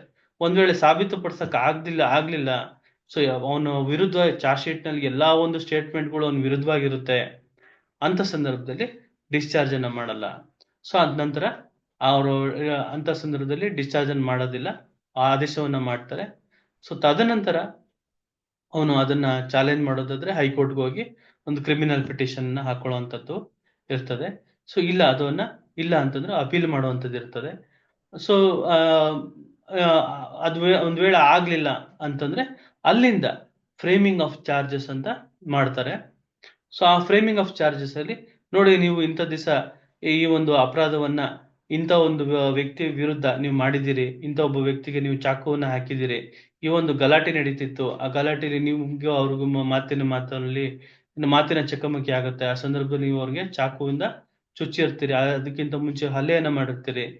ಸೊ ಅದಕ್ಕಿಂತ ಮುಂಚೆ ಏನೋ ಕಿಡ್ನಾಪ್ ಅನ್ನ ಮಾಡ್ಕೊಂಡ್ ಬಂದಿರ್ತೀರಿ. ಸೊ ಈ ನಿಟ್ಟಿನಲ್ಲಿ ನೀವು ಈ ಒಂದು ಅಪರಾಧವನ್ನ ಮಾಡಿರ್ತೀರಿ, ಅದಕ್ಕೆ ನೀವ್ ಏನ್ ಹೇಳ್ತೀರಿ ಅಂತ ಕೋರ್ಟ್ ನ್ಯಾಯಾಲಯ ಕೇಳುತ್ತೆ. ಅವಾಗ ಇಲ್ಲ ಸ್ವಾಮಿ, ಇದೆಲ್ಲ ಸುಳ್ಳು. ಸೊ ಇದನ್ನ ನಾನು ವಿಚಾರಣೆಗೆ ಎದುರಿಸ್ತೀನಿ ಅಂತಂದ್ರೆ ವಿಚಾರಣೆಗೆ ಅದನ್ನ ಮತ್ತೆ ಮುಂದೂಡ್ತಾರೆ. ಅವನು ಒಪ್ಕೊಂಡ್ಲಿಲ್ಲ ಅನ್ನೋ ಸಂದರ್ಭ ಅದು, ಅಥವಾ ಹೌದು ನಾನೇ ತಪ್ಪು ಮಾಡಿದ್ದೀನಿ, ಇದನ್ನ ನನಗೆ ಶಿಕ್ಷೆ ಕೊಡಿ ಸ್ವಾಮಿ, ನನ್ಗೆ ಏನು ಶಿಕ್ಷೆ ಆಗ್ಬೇಕು, ಸೊ ನಾನು ಒಪ್ಕೊಂತೀನಿ ಅಂತ ಹೇಳಿ ಅದನ್ನ ಒಪ್ಕೊಂಡ್ರೆ, if you plead guilty, do you plead guilty ಅಂತ ಕೇಳ್ತಾರೆ, ನೀವು ಒಪ್ಕೊಂತೀರಾ ಅಂದಾಗ ಎಸ್ ಅಂತಂದ್ರೆ ಸೊ ಜಡ್ಜ್ಮೆಂಟ್ ಅನ್ನ ಪ್ರೊನೌನ್ಸ್ ಮಾಡಿ ಅವ್ನಿಗೆ ಕನ್ವಿಕ್ಷನ್ ಕೊಡುವಂತದ್ದು ಆಗುತ್ತೆ. ಒಂದ್ ವೇಳೆ ಅವ್ನು ಒಪ್ಕೊಂಡ್ಲಿಲ್ಲ, ಇಫ್ ಈ ಡಸಂಟ್ ಪ್ಲೀಡ್ ಗಿಲ್ಟಿ, ಆ ಸಂದರ್ಭದಲ್ಲಿ ಏನ್ ಮಾಡ್ತಾರೆ, ಸೊ ಅದನ್ನ ಎವಿಡೆನ್ಸ್ಗೆ ಅಂತ ಪೋಸ್ಟ್ ಮಾಡ್ಕೊಂತಾರೆ. ಸೊ ಪ್ರಾರಂಭದ ಹಂತದಲ್ಲಿ ಕ್ರಿಮಿನಲ್ ಕೇಸಲ್ಲಿ ಏನು ಎವಿಡೆನ್ಸ್ ಅಂತ ಪೋಸ್ಟ್ ಮಾಡಿದಾಗ ಪ್ರಾಸಿಕ್ಯೂಷನ್ ಎವಿಡೆನ್ಸ್ ಅವರು ಮೊದಲು ಮಾಡ್ತಾರೆ. ಪ್ರಾಸಿಕ್ಯೂಷನ್ ಅವರು ಏನು ಅವ್ರಿಗೆ ತನ್ನ ಕೇಸ್ ಹಾಕಿರೋದು, ಸೊ ಪ್ರಾಸಿಕ್ಯೂಷನ್ ಅವ್ರ ಕೇಸ್ ಹಾಕಿರೋದ್ರಿಂದ ಆ ಪ್ರಾಸಿಕ್ಯೂಷನ್ ವಿಟ್ನೆಸ್ ಗಳನ್ನ ಕರೆಸ್ತಾರೆ. ಯಾರು PW1 ಇರ್ತಾರೆ, ಆ PW1 ಹೇಳಿಕೆಯನ್ನ ಹೇಳಿಸ್ತಾರೆ. ಏನು ಅದನ್ನ ನಾವು ಚೀಫ್ ಎಕ್ಸಾಮಿನೇಷನ್ ಅಂತ ಕರಿತೀವಿ. ಸೊ ಚೀಫ್ ಎಕ್ಸಾಮಿನೇಷನ್ ಅನ್ನ ಮಾಡಿಸುವಂತದ್ದು, ಅವ್ರು ಬಂದು ಯಾರು ಕಂಪ್ಲೇಂಟ್ ಕೊಟ್ಟಿರ್ತಾರೋ ಅವ್ರು ಅವತ್ತಿನ ದಿವಸ ಏನೆಲ್ಲ ನಡೀತು ಅಂತ ಅವ್ರು ಹೇಳಿರ್ತಾರೆ, ಹೇಳ್ತಾರೆ. ಸೊ ಅವ್ರು ಹೇಳಿದ್ದನ್ನ ಏನ್ ಮಾಡ್ತಾರೆ, ಆ ಆರೋಪಿತ ಪರ ವಕೀಲರು ಏನಿರ್ತಾರೆ ಅವ್ರನ್ನ ಕ್ರಾಸ್ ಎಕ್ಸಾಮಿನೇಷನ್ ಒಳಪಡಿಸ್ತಾರೆ. ಕ್ರಾಸ್ ಎಕ್ಸಾಮಿನೇಷನ್ ಏನಂತಂದ್ರೆ ಅದು ಪಾಟಿ ಸವಾಲು, ಅಂದ್ರೆ ಅವ್ನು ಹೇಳ್ತಾ ಇರೋದೆಲ್ಲ ನಿಜನ, ಅದು ಸುಳ್ಳು ಇರ್ಬೋದಲ್ಲ. ಸೊ ಅದನ್ನ ಹೊರಗಡೆ ತೆಗಿಯೋದಕ್ಕೋಸ್ಕರ ಏನ್ ಮಾಡ್ತಾರೆ, ಪಾಟಿ ಸವಾಲನ್ನ ಒಳಪಡಿಸುವಂತದ್ದು. ಸೊ ಪಾಟಿ ಸವಾಲನ್ನ ಒಳಪಡಿಸುವಂತದ್ದು, ಪಾಟಿ ಸವಾಲನ್ನ ಒಳಪಡಿಸ್ತಾರೆ. ಆ ಸಂದರ್ಭದಲ್ಲಿ ಪಾಟಿ ಸವಾಲನ್ನ ಒಳಪಡಿಸಿದಾಗ ಒಂದು ನಿಜಾಂಶವನ್ನ ಅವನು ಕಕ್ತಾನೆ, ಏನಾಯ್ತು ಅಂತ ಹೇಳ್ತಾನೆ. ಮತ್ತು ಎಲ್ಲೋ ಒಂದು ಸಂದರ್ಭದಲ್ಲಿ ಆ ಕಂಪ್ಲೇಂಟ್ ಅಲ್ಲೇ ಒಂಥರ ಹೇಳಿರ್ತಾನೆ, ಇಲ್ಲೇ ಒಂಥರ ಹೇಳಿರ್ತಾನೆ, ಅದು ಕಾಂಟ್ರಡಿಕ್ಷನ್ಸ್ ಆಗ್ತದೆ. ಅದು ಯಾವುದೋ ಒಂದು ಸಂದರ್ಭದಲ್ಲಿ ಒಂದು ಸ್ಟೇಟ್ಮೆಂಟ್ ಅನ್ನ ಎಕ್ಸಾಗರೇಟ್ ಮಾಡ್ತಾನೆ, ಅದು ಯಾವುದೋ ಒಂದು ಸ್ಟೇಟ್ಮೆಂಟ್ ಅನ್ನು ಹೇಳೋದೇ ಇಲ್ಲ, ಅದು ಒಮಿಷನ್ ಆಗುತ್ತೆ ನೋಡಿ. ಕಾಂಟ್ರಡಿಕ್ಷನ್ಸ್ ಒಮಿಷನ್ಸ್ ಆಗುತ್ತೆ. ಸೊ ಹಿಂಗೆ ಆ ಪ್ರಾಸಿಕ್ಯೂಷನ್ ಸಾಕ್ಷಿಗಳನ್ನೆಲ್ಲ ಆರೋಪಿ ಏನು ವಕೀಲರು ಇರ್ತಾರೆ ಎಲ್ಲರನ್ನು ಪಾಟಿ ಸವಾಲನ್ನ ಮಾಡ್ತಾರೆ. ಅಲ್ಲಿ ನಿಜಾಂಶವನ್ನು ಹೊರ ಬರುತ್ತೆ. ಒಂದ್ ವೇಳೆ ಎಲ್ರೂ ಅವನು ಆರೋಪಿತ ವಿರುದ್ಧವಾಗೇನೆ ಹೇಳ್ದಂತ ಸಂದರ್ಭದಲ್ಲಿ ಏನಾಗುತ್ತೆ ಅಂತಂದ್ರೆ ಆ ಒಂದು ಇನ್ಕ್ರಿಮಿನೇಟಿಂಗ್ ಸಬ್ಸ್ಟೆನ್ಸಸ್ ಆ ನ್ಯಾಯಾಲಯ ಏನ್ ಹೇಳುತ್ತೆ, ನೋಡಪ್ಪ ಇಂಥ ಒಂದು ಇನ್ಕ್ರಿಮಿನೇಟಿಂಗ್ ಅಲಿಗೇಷನ್ಸ್ ನಿನ್ ಮೇಲಿದೆ, ಇದಕ್ಕೇನಾದ್ರೂ ಉತ್ತರವನ್ನ ನೀನ್ ಕೊಡ್ತೀಯಾ ಅಂತ ಪ್ರಶ್ನೆಯನ್ನ ಕೇಳುತ್ತೆ. ಅದನ್ನ ನಾವು 313 ಸ್ಟೇಟ್ಮೆಂಟ್ ಅಂತ ಕರಿತೀವಿ. ಸೊ ಅವನಿಗೊಂದು ಅವಕಾಶವನ್ನ ಕೊಡುತ್ತೆ. ಸೊ ಅಲ್ಲಿವರೆಗೂ ಅಕ್ಯೂಸ್ಡ್ ಅನ್ನ ಮಾತಾಡ್ಸೇ ಇರಲ್ಲ ಕ್ರಿಮಿನಲ್ ಕೇಸಲ್ಲಿ. ಎಲ್ಲ ಪೊಲೀಸರು ಮಾಡ್ತಾ ಇರ್ತಾರೆ, ವಕೀಲರು ಮಾಡ್ತಾ ಇರ್ತಾರೆ. ಇವನ್ ಜಸ್ಟ್ ಮ್ಯೂಟ್ ಸ್ಪೆಕ್ಟೇಟರ್ ಆಗಿ ನಿಂತಿರ್ತಾನೆ ಹೊರತು ನ್ಯಾಯಾಲಯ ಆರೋಪಿತನ ಜೊತೆ ಮಾತಾಡೋದೇ ಇಲ್ಲ. ಕ್ರಿಮಿನಲ್ ಕೇಸಲ್ಲಿ ಯಾವ ಸಂದರ್ಭದಲ್ಲಿ ಮಾತಾಡ್ಸುತ್ತೆ ಅಂದ್ರೆ, ಪ್ರಾಸಿಕ್ಯೂಷನ್ ಅವರು ಎವಿಡೆನ್ಸ್ ಆದ ನಂತರ ಆ ಒಂದು ಎವಿಡೆನ್ಸ್ ನಲ್ಲಿ ಆ ಸ್ಟೇಟ್ಮೆಂಟ್ ಗಳಲ್ಲಿ ಯಾವುದೋ ಒಂದು ಇನ್ಕ್ರಿಮಿನೇಟಿಂಗ್, ಅವನನ್ನ ಆ ಒಂದು ಅಪರಾಧದಲ್ಲಿ ಭಾಗಿಯಾಗಿರೋಂತ ಒಂದು ಅಂಶವನ್ನ ಕೋರ್ಟ್ ಮನಗಂಡು ಅದ್ರ ಬಗ್ಗೆ ಪ್ರಶ್ನೆಯನ್ನ ಕೇಳುತ್ತೆ.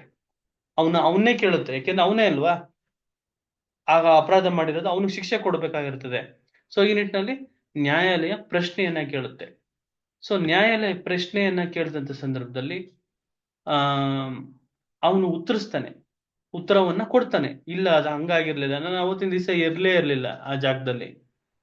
ಸೊ ಅದನ್ನ ನಾವು ಪ್ಲೀ ಆಫ್ ಅಲಿಬಿ ಅಂತ ನಾವು ಕರಿತೀವಿ. ಸೊ ಈ ನಿಟ್ಟಿನಲ್ಲಿ ಅವನ ಕಡೆಯಿಂದ ಹೇಳಿಕೆಯನ್ನ ತಗೊಳುತ್ತೆ ನ್ಯಾಯಾಲಯ. ಹೇಳಿಕೆಯನ್ನ ತಗೊಂಡು ರೆಕಾರ್ಡ್ ಅನ್ನ ಮಾಡುತ್ತೆ.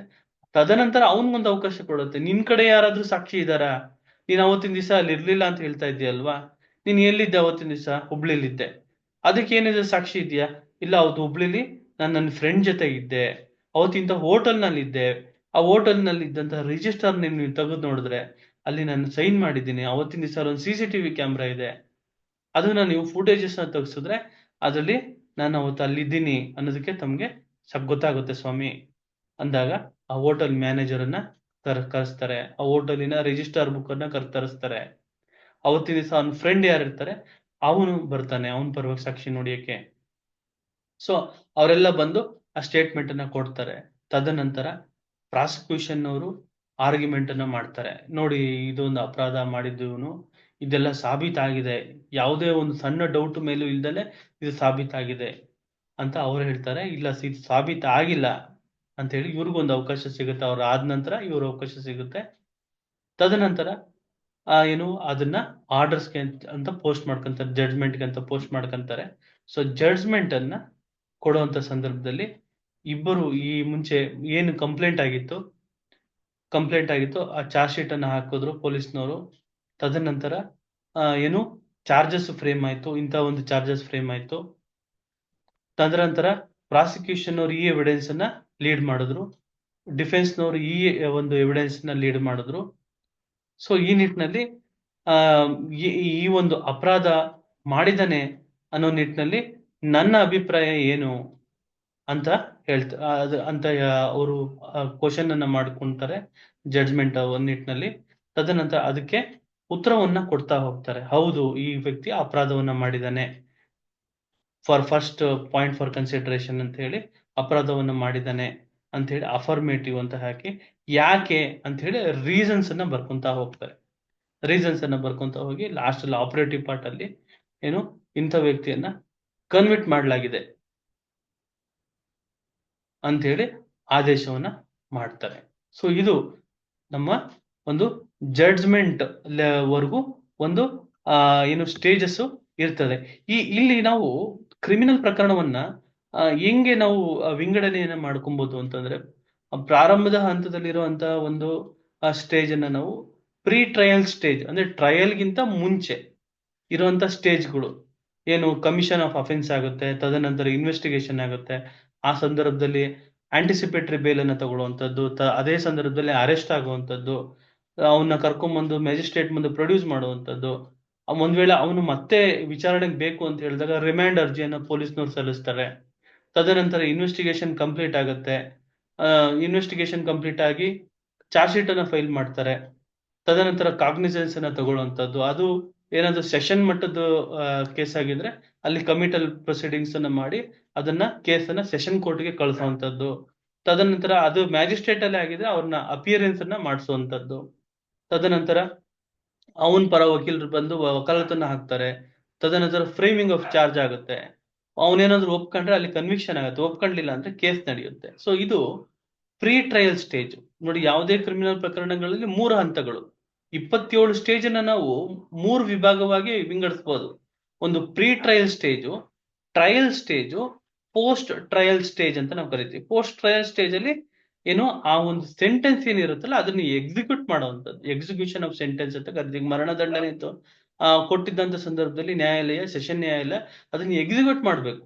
ಈ ನಿಟ್ಟಲ್ಲಿ ಲೆಟರ್ ಆಫ್ ಕನ್ಫರ್ಮೇಶನ್ ಅಂತ ಹೇಳಿ ಸನ್ಮಾನ್ಯ ಹೈಕೋರ್ಟ್ ನಲ್ಲಿ ಅದು ಕನ್ಫರ್ಮ್ ಆಗ್ಬೇಕಾಗತ್ತೆ. ಅಲ್ಲಿ ಒಂದು ಲೆಟರ್ ಅನ್ನ ಸೆಷನ್ ಕೋರ್ಟ್ಗೆ ಕಳಿಸ್ತಾರೆ, ಕನ್ಫರ್ಮೇಶನ್ ಮಾಡ್ತಾರೆ, ಲೆಟರ್ ಆಫ್ ಕನ್ಫರ್ಮೇಶನ್ ಅಂತ ಹೇಳಿ.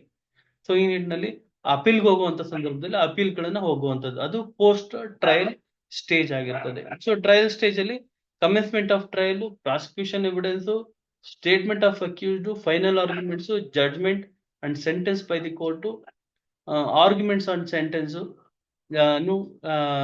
ಹಿಯರಿಂಗ್ ಆನ್ ಸೆಂಟೆನ್ಸ್ ಅಂತ ನಾವು ಕರಿತೀವಿ. ಇಷ್ಟು ಸ್ಟೇಜ್ ಅನ್ನ ನಾವು ಈ ಕ್ರಿಮಿನಲ್ ಪ್ರಕರಣದಲ್ಲಿ ನಾವು ನೋಡ್ತೀವಿ. 27 ಸ್ಟೇಜಸ್ ಅನ್ನ ನಾವು ನೋಡ್ತೀವಿ. ಸೊ ಇದು ನಿಮ್ಮ ಒಂದು ಕ್ರಿಮಿನಲ್ ಏನು ಕೇಸಿನ ಸ್ಟೇಜಸ್ ಅಂತ ನಾನು ಹೇಳ್ಬೋದು. ಇದರಲ್ಲಿ ನಾವು ಪ್ರಾರಂಭದ ಹಂತದಲ್ಲಿ ಮ್ಯಾಜಿಸ್ಟ್ರೇಟ್ ನ್ಯಾಯಾಲಯ ಅಂತ ನೋಡ್ತೀವಿ, ಸೆಷನ್ಸ್ ಕೋರ್ಟ್ ನ್ಯಾಯಾಲಯ ನೋಡ್ತೀವಿ, ಹೈಕೋರ್ಟ್ ನೋಡ್ತೀವಿ, ಸುಪ್ರೀಂ ಕೋರ್ಟ್ ನೋಡ್ತೀವಿ. ಸೊ ಎಲ್ಲಾ ಒಂದು ನ್ಯಾಯಾಲಯಗಳಲ್ಲೂ ಸಹ ಏನು ಈ ಒಂದು ಕ್ರಿಮಿನಲ್ ಪ್ರಕರಣಗಳನ್ನ ಏನು ವಿಚಾರಣೆಯನ್ನ ಮಾಡಲಾಗುತ್ತೆ. ಸೊ ಇದನ್ನ ಹೊರತುಪಡಿಸಿ ಈ ಒಂದು ವಿಚಾರವನ್ನ ತಮಗೆ ತಿಳಿಸ್ತಾ ಇದ್ದೀನಿ. ಇದನ್ನ ಹೊರತುಪಡಿಸಿ ಬೇರೆ ಏನಾದ್ರೂ ವಿಚಾರ ಇದೆಯಾ ಸರ್ ಅಂತ ನೀವು ಪ್ರಶ್ನೆಯನ್ನ ಕೇಳಿದ್ರೆ, ನೋಡಿ, ಇತ್ತೀಚೆಗೆ ಒಂದು ಹೊಸ ಕ್ರಿಮಿನಲ್ ಕಾನೂನಿನ ಒಂದು ನಿಟ್ಟಿನಲ್ಲಿ ಈ ಎಕ್ಸಾಮಿನೇಷನ್ ಆಫ್ ವಿಟ್ನೆಸಸ್ ಅಲ್ಲಿ ಈ ಮುಂಚೆ ಪ್ರತಿಯೊಬ್ರು ಕೋರ್ಟ್ಗೆ ಬಂದು ಸಾಕ್ಷಿಗಳನ್ನು ಹೇಳ್ಬೇಕಾಗಿತ್ತು, ಹೇಳಿಕೆಗಳನ್ನು ತಗೊಳ್ಳುವಂಥದ್ದು. ಈ ನಿಟ್ಟಿನಲ್ಲಿ ಟೆಕ್ನಾಲಜಿ ಬೆಳೆದಿರೋದ್ರಿಂದ ಒಂದ್ ವೇಳೆ ಸಾಕ್ಷಿ ಏನಾದ್ರು ಅಮೆರಿಕಾದಲ್ಲಿದ್ರು, ಅವರು ಇಂಡಿಯಾಗ್ ಬಂದು ಅಲ್ಲಿ ಅವರು ಸಾಕ್ಷಿಗಳನ್ನ ನುಡಿಯೋದಕ್ಕೆ ಆಗೋದಿಲ್ಲ. ಅಂತ ಸಂದರ್ಭದಲ್ಲಿ ವಿಡಿಯೋ ಕಾನ್ಫರೆನ್ಸ್ ಅನ್ನ ಮಾಡ್ಕೊಂಡು ಅವ್ರ ಸ್ಟೇಟ್ಮೆಂಟ್ ಅನ್ನ ಎಲೆಕ್ಟ್ರಾನಿಕ್ ಕಮ್ಯುನಿಕೇಶನ್ ಮುಖೇನ ರೆಕಾರ್ಡ್ ಮಾಡಬಹುದು ಅಂತ ಹೊಸ ಕಾನೂನಲ್ಲಿ ಒಂದು ಈ ಅಂಶವನ್ನ ಸೇರ್ಸಿದ್ದಾರೆ. ಅದನ್ನು ಹೊರತುಪಡಿಸಿ ಈ ಕೇಸ್ಗಳು ಏನಿದಾವಲ್ಲ, ಪ್ರತಿಯೊಂದು ಸ್ಟೇಜ್ಗೂ ಒಂದೊಂದು ಟೈಮ್ ಲಿಮಿಟೇಷನ್ ಗಳನ್ನ ಇಟ್ಟಿದ್ದಾರೆ. ಚಾರ್ಜ್ ಶೀಟ್ ಅನ್ನ ಇಷ್ಟು ದಿನದೊಳಗೆ ಫೈಲ್ ಮಾಡಬೇಕು, ಏನು ಜಡ್ಜ್ಮೆಂಟ್ ಅನ್ನ ಆರ್ಗ್ಯುಮೆಂಟ್ಸ್ ಆದ ನಂತರ, ಫೈನಲ್ ಆರ್ಗ್ಯುಮೆಂಟ್ಸ್ ಆದ ನಂತರ ಇಷ್ಟು ದಿನದೊಳಗೇನೆ ಜಡ್ಜ್ಮೆಂಟ್ ಅನ್ನ ಪಾಸ್ ಮಾಡಬೇಕು. ಸೊ ಇನ್ನು ಅನ್ನೋ ನಿಟ್ಟಿನಲ್ಲಿ ಸಾಕಷ್ಟು ಟೈಮ್ ಫ್ರೇಮಿಂಗ್ಸ್, ಟೈಮ್ ಲಿಮಿಟೇಷನ್ಸ್ ಅನ್ನ ಅಳವಡಿಸಿದ್ದಾರೆ ಹೊಸ ಕಾನೂನಲ್ಲಿ. ಅದನ್ನು ಹೊರತುಪಡಿಸಿದ್ರೆ ಬೇರೆ ಯಾವುದು ಸಹ ಅಂತ ಒಂದು ಅಂಶನವನ್ನ ನಾವು ನೋಡೋದಿಲ್ಲ ಅಂತ ಹೇಳ್ತಾ, ಸೊ ಇವತ್ತಿನ ಒಂದು ತರಗತಿಯನ್ನ ನಾನು ಇಲ್ಲಿಗೆ ನಿಲ್ಲಿಸ್ತಾ ಇದ್ದೀನಿ. ಏನಾದ್ರು ಪ್ರಶ್ನೆಗಳಿದ್ರೆ ದಯವಿಟ್ಟು ಪ್ರಶ್ನೆಗಳಿದ್ರೆ ಕೇಳಿ. ನೋಡಿ, 27 ಸ್ಟೇಜ್ ಪಾಸ್ ಆಗಿ ಬರ್ಬೇಕು ಅವನು. ಯಾಕೆ ಸರ್ 27 ಸ್ಟೇಜ್ ಅಂತಂದ್ರೆ, ಒಂದೇ ತತ್ವ, 100 ಅಪರಾಧಿಗಳಿಗೆ ಶಿಕ್ಷೆ ಆದ್ರೂ ಶಿಕ್ಷೆ ಆಗ್ದಲೇ ಇದ್ರೂ ಪರವಾಗಿಲ್ಲ, ಒಬ್ಬ ನಿರಪರಾಧಿಗೆ ಶಿಕ್ಷೆ ಆಗ್ಬಾರ್ದು ಅನ್ನೋ ಉದ್ದೇಶ. ಸೊ ಈ ನಿಟ್ಟಿನಲ್ಲಿ ಇಷ್ಟೆಲ್ಲ ಪ್ರೋಸೆಸ್ ಇದೆ, ಇಷ್ಟೆಲ್ಲ ಒಂದು ಫಿಲ್ಟರಿಂಗ್ ಪ್ರೋಸೆಸ್. ಅವ್ನಿಗೆ ಅವಕಾಶ ಕೊಡ್ತಾರೆ, ಅವನಿಗೊಂದು ಅವಕಾಶ ಕೊಡುವಂಥದ್ದು. ನಾನು ಹೇಳ್ತಾ ಇದ್ದೆ ಪ್ರಿನ್ಸಿಪಲ್ ಆಫ್ ನ್ಯಾಚುರಲ್ ಜಸ್ಟಿಸ್ ಅಂತ. ಇನ್ನು ಏಕಾಏಕಿ ಯಾರೋ ಒಬ್ಬ ಬಂದು ಇಂಥವನೊಬ್ಬ ಹೊಡೆದ ಅಂತಂದಿದ ತಕ್ಷಣ ತಡಿ ಅವನಿಗೆ ಶಿಕ್ಷೆ ಕೊಟ್ಬಿಡೋಣ ಅಂತ ಶಿಕ್ಷೆ ಕೊಡಲ್ಲ. ಅವನಿಗೂ ಕರೆಸಿ ಅವನು ಹೇಳಿಕೆಯನ್ನ ತಗೊಳ್ಳುವಂಥದ್ದು. ಅದು ನ್ಯಾಯ ತೀರ್ಮಾನವನ್ನ ಮಾಡುತ್ತೆ. ಸೊ ಅದು ಫೇರ್ನೆಸ್ ಅಂತ ನಾವು ಕರಿತೀವಿ. ನೋಡಿ, ನ್ಯಾಯ ಸಮ್ಮತವಾಗಿರುವಂಥದ್ದು, ನ್ಯಾಯಯುತವಾಗಿರುವಂಥದ್ದು ಫೇರ್ನೆಸ್. ಅವನಿಗೊಂದು ಅವಕಾಶ ಕೊಟ್ಟು ಅವನು ಅವಕಾಶನ ಕೇಳೋವಂಥದ್ದು. ಇಲ್ಲಿ 100 ಜನ ಇರ್ತಾರೆ, 1000 ಜನ ಇರ್ತಾರೆ. ನಮ್ಮ ದೇಶದಲ್ಲಿ ಸಾಕಷ್ಟು ಜನಸಂಖ್ಯೆ ಇದೆ, 100 ಕೇಸ್ಗಳು ಇರ್ತವೆ. ಎಲ್ಲಾ ಕೇಸ್ಗಳನ್ನು ಒಂದೇ ದಿವಸದಲ್ಲಿ ತೀರ್ಮಾನ ಮಾಡಕ್ಕಾಗಲ್ಲ. ಅವಾಗ ಏನ್ ಮಾಡೋದು, ಈ ಸ್ಟೇಜ್ ಬೈ ಸ್ಟೇಜ್ ಹಂತಗಳಿರೋದ್ರಿಂದ ಏನಾಗುತ್ತೆ, ನ್ಯಾಯ ವಿಲೇವಾರಿ ನಿಧಾನಗತಿಯಲ್ಲಿ ಸಾಗ್ತಾ ಹೋಗುತ್ತೆ. ಇದು ಫಾಸ್ಟ್ ಆಗಿ ಸಾಗಲ್ಲ. ಹಂಗಂತ ಅದು ಏನಾಗುತ್ತೆ, ನಿಧಾನಗತಿಯ ನ್ಯಾಯ ಅದು ಏನಕ್ಕೂ ಇಲ್ಲ, ಸಮ ಇಲ್ಲ ಅಂತ ಹೇಳಿ ಅದು ಒಂದು ವಾದ ಇದೆ. ಸೊ ಈ ನಿಟ್ಟಿನಲ್ಲಿ ಅದನ್ನ ತೊಡೆದಾಕ್ಲಿಕ್ಕೆ ಹೊಸ ಕಾನೂನಿನಲ್ಲಿ ಟೈಮ್ ಲಿಮಿಟೇಷನ್, ಒಂದೊಂದು ಸ್ಟೇಜ್ ಒಂದೊಂದು ಟೈಮ್ ಲಿಮಿಟೇಷನ್ ಅನ್ನ ಫಿಕ್ಸ್ ಮಾಡಿದ್ದಾರೆ. ಸೊ ಅದು ಟೈಮ್ ಲಿಮಿಟೇಷನ್ ಒಂದು ಚಾರ್ಟ್ ಇದೆ, ಆ ಚಾರ್ಟ್ ಅಲ್ಲಿ ನೀವು ನೋಡ್ಕೊಂಡ್ರೆ ಅದು ಗೊತ್ತಾಗುತ್ತೆ. ಸರ್ ನಮಸ್ಕಾರ. ಡಿಸ್ಚಾರ್ಜ್ ಅಪ್ಲಿಕೇಶನ್ ಅನ್ನ ಯಾವ ಸ್ಟೇಜ್ ಅಲ್ಲಿ ಕೊಡ್ಬೋದು? ಚಾರ್ಜ್ ಆದ್ಮೇಲೆ ಕೊಡ್ಬೋದಾ, ಚಾರ್ಜಿಗೆ ಮುಂಚೆ ಕೊಡ್ಬೇಕಾ? ಚಾರ್ಜ್ ಮುಂಚೆನೆ ಕೊಡ್ಬೇಕು. ಚಾರ್ಜ್ ಆದ ನಂತರ ಡಿಸ್ಚಾರ್ಜ್ ಅಪ್ಲಿಕೇಶನ್ ಅನ್ನ ಅಲೋ ಮಾಡೋದಿಲ್ಲ. ಎವಿಡೆನ್ಸ್ ಎಲ್ಲ ಆದ್ಮೇಲೆ ಸರ್, ಅಥವಾ ಯಾವಾಗ ಸರ್? ಇಲ್ಲ, ಎವಿಡೆನ್ಸ್ ಎಲ್ಲ ನೋಡಿ, ಚಾರ್ಜಸ್ ನಿಮ್ ಮೇಲೆ ಇಂತ ಒಂದು ಆರೋಪನ ರಚನೆ ಮಾಡ್ಲಾಗುತ್ತೆ ಕೋರ್ಟ್. ಪೊಲೀಸ್ನಲ್ಲಿ ಪೊಲೀಸ್ ಹಂತದಲ್ಲಿ ಪೊಲೀಸ್ನವರು FIR ಮಾಡೋ ಸಂದರ್ಭದಲ್ಲಿ ಸೆಕ್ಷನ್ಗಳು ಹಾಕಿರ್ತಾರೆ. ಸೊ ಆ ಸೆಕ್ಷನ್ಗಳು, ಸಾಕಷ್ಟು ಸೆಕ್ಷನ್ಗಳು ಹಾಕಿರ್ತಾರೆ. ಆ ಸೆಕ್ಷನ್ಗಳೆಲ್ಲ ಆ ಅಪರಾಧಕ್ಕೆ ಸೂಕ್ತವಾಗಿದಾವ ಅಂತ ನ್ಯಾಯಾಲಯ ಏನ್ ಮಾಡುತ್ತೆ, ಪರೀಕ್ಷೆ ಮಾಡುತ್ತೆ ಎವಿಡೆನ್ಸಸ್ ಮುಖೇನ, ಅಥವಾ ಚಾರ್ಜ್ ಶೀಟ್ ನ ಜೊತೆ ಆಗಿರುವಂತ ಡಾಕ್ಯುಮೆಂಟ್ಸ್ ಅದನ್ನ ಅದ್ರ ಜೊತೆ ಪರೀಕ್ಷೆ ಮಾಡುತ್ತೆ. ಮಾಡ್ತಾ ಸಂದರ್ಭದಲ್ಲಿ ಯಾವ ಸೆಕ್ಷನ್ಗಳಿದ್ರೆ ಆ ಸೆಕ್ಷನ್ಗಳೆಲ್ಲ ರಿಮೂವ್ ಮಾಡುತ್ತೆ. ಅದಕ್ಕೆ ಸಂಬಂಧಪಟ್ಟಂತ ಮೆಟೀರಿಯಲ್ಸ್ ಇರ್ಬೇಕು. ಅದಕ್ಕೆ ಸಂಬಂಧಪಟ್ಟಂತ ಮೆಟೀರಿಯಲ್ಸ್ ಇಲ್ಲ ಅಂತಂದ್ರೆ ಆ ಸೆಕ್ಷನ್ ಅನ್ನ ಡಿಲೀಟ್ ಮಾಡಿ ಅದೇನು ಚಾರ್ಜಸ್ ಅನ್ನ ಆಲ್ಟರ್ ಮಾಡ್ತಾರೆ ಅಥವಾ ಅಡಿಷನ್ ಮಾಡುವಂತದ್ದು. ಯಾವ್ದಾದ್ರು ಹೊಸ ಸೆಕ್ಷನ್ ನೋಡಿ, ಈಗ ಪ್ರಾರಂಭದ ಹಂತದಲ್ಲಿ ಅವನು ಗಾಯಾಳು ಆಗಿರ್ತಾನೆ, ಆಯ್ತಾ, ಗಾಯಾಳು ಆಗಿರ್ತಾನೆ. 324, 326 ಹಾಕಿರ್ತಾರೆ. ಆ ವ್ಯಕ್ತಿ ಹಾಸ್ಪಿಟಲ್ ನಲ್ಲಿ ಅಡ್ಮಿಟ್ ಆಗಿರ್ತಾನೆ. ಚಾರ್ಜ್ ಶೀಟ್ ಹಾಕೋ ಸಂದರ್ಭದಲ್ಲಿ ಚಾರ್ಜ್ ಶೀಟ್ ಹಾಕ್ಬಿಟ್ಟಿರ್ತಾರೆ. ಆಮೇಲೆ ಗೊತ್ತಾಗುತ್ತೆ ಆ ವ್ಯಕ್ತಿ ಸತ್ತೋದ ಅಂತ.